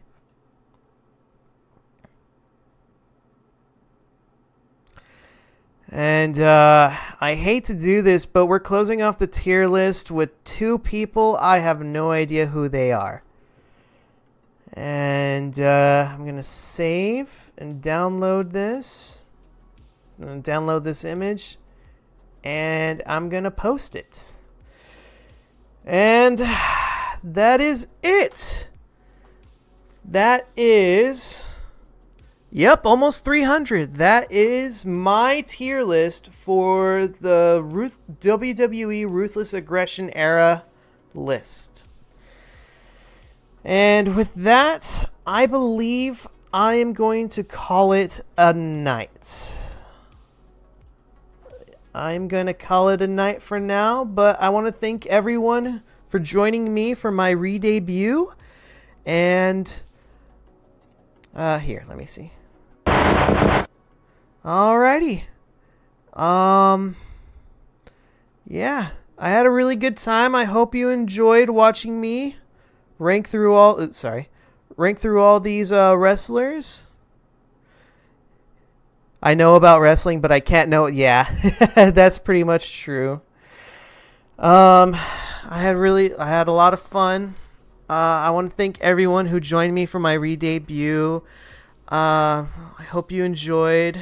Sebastian, I want to thank you for joining me. Jana, Esmeralda, Gnome, Lil Vomit, I also want to thank you for joining me. Kendrick, Sage, Kareem, Kendrick, thank you all very much. Like I said, I'm going to be streaming again this Friday. I'm probably going to finish SpongeBob. I might play some more games. I just picked up a few more. But until then, y'all take care. And just stay tuned for more spooky goodness. Have a good night. Sweet dreams. And I'll see you in the next one. Bye, y'all.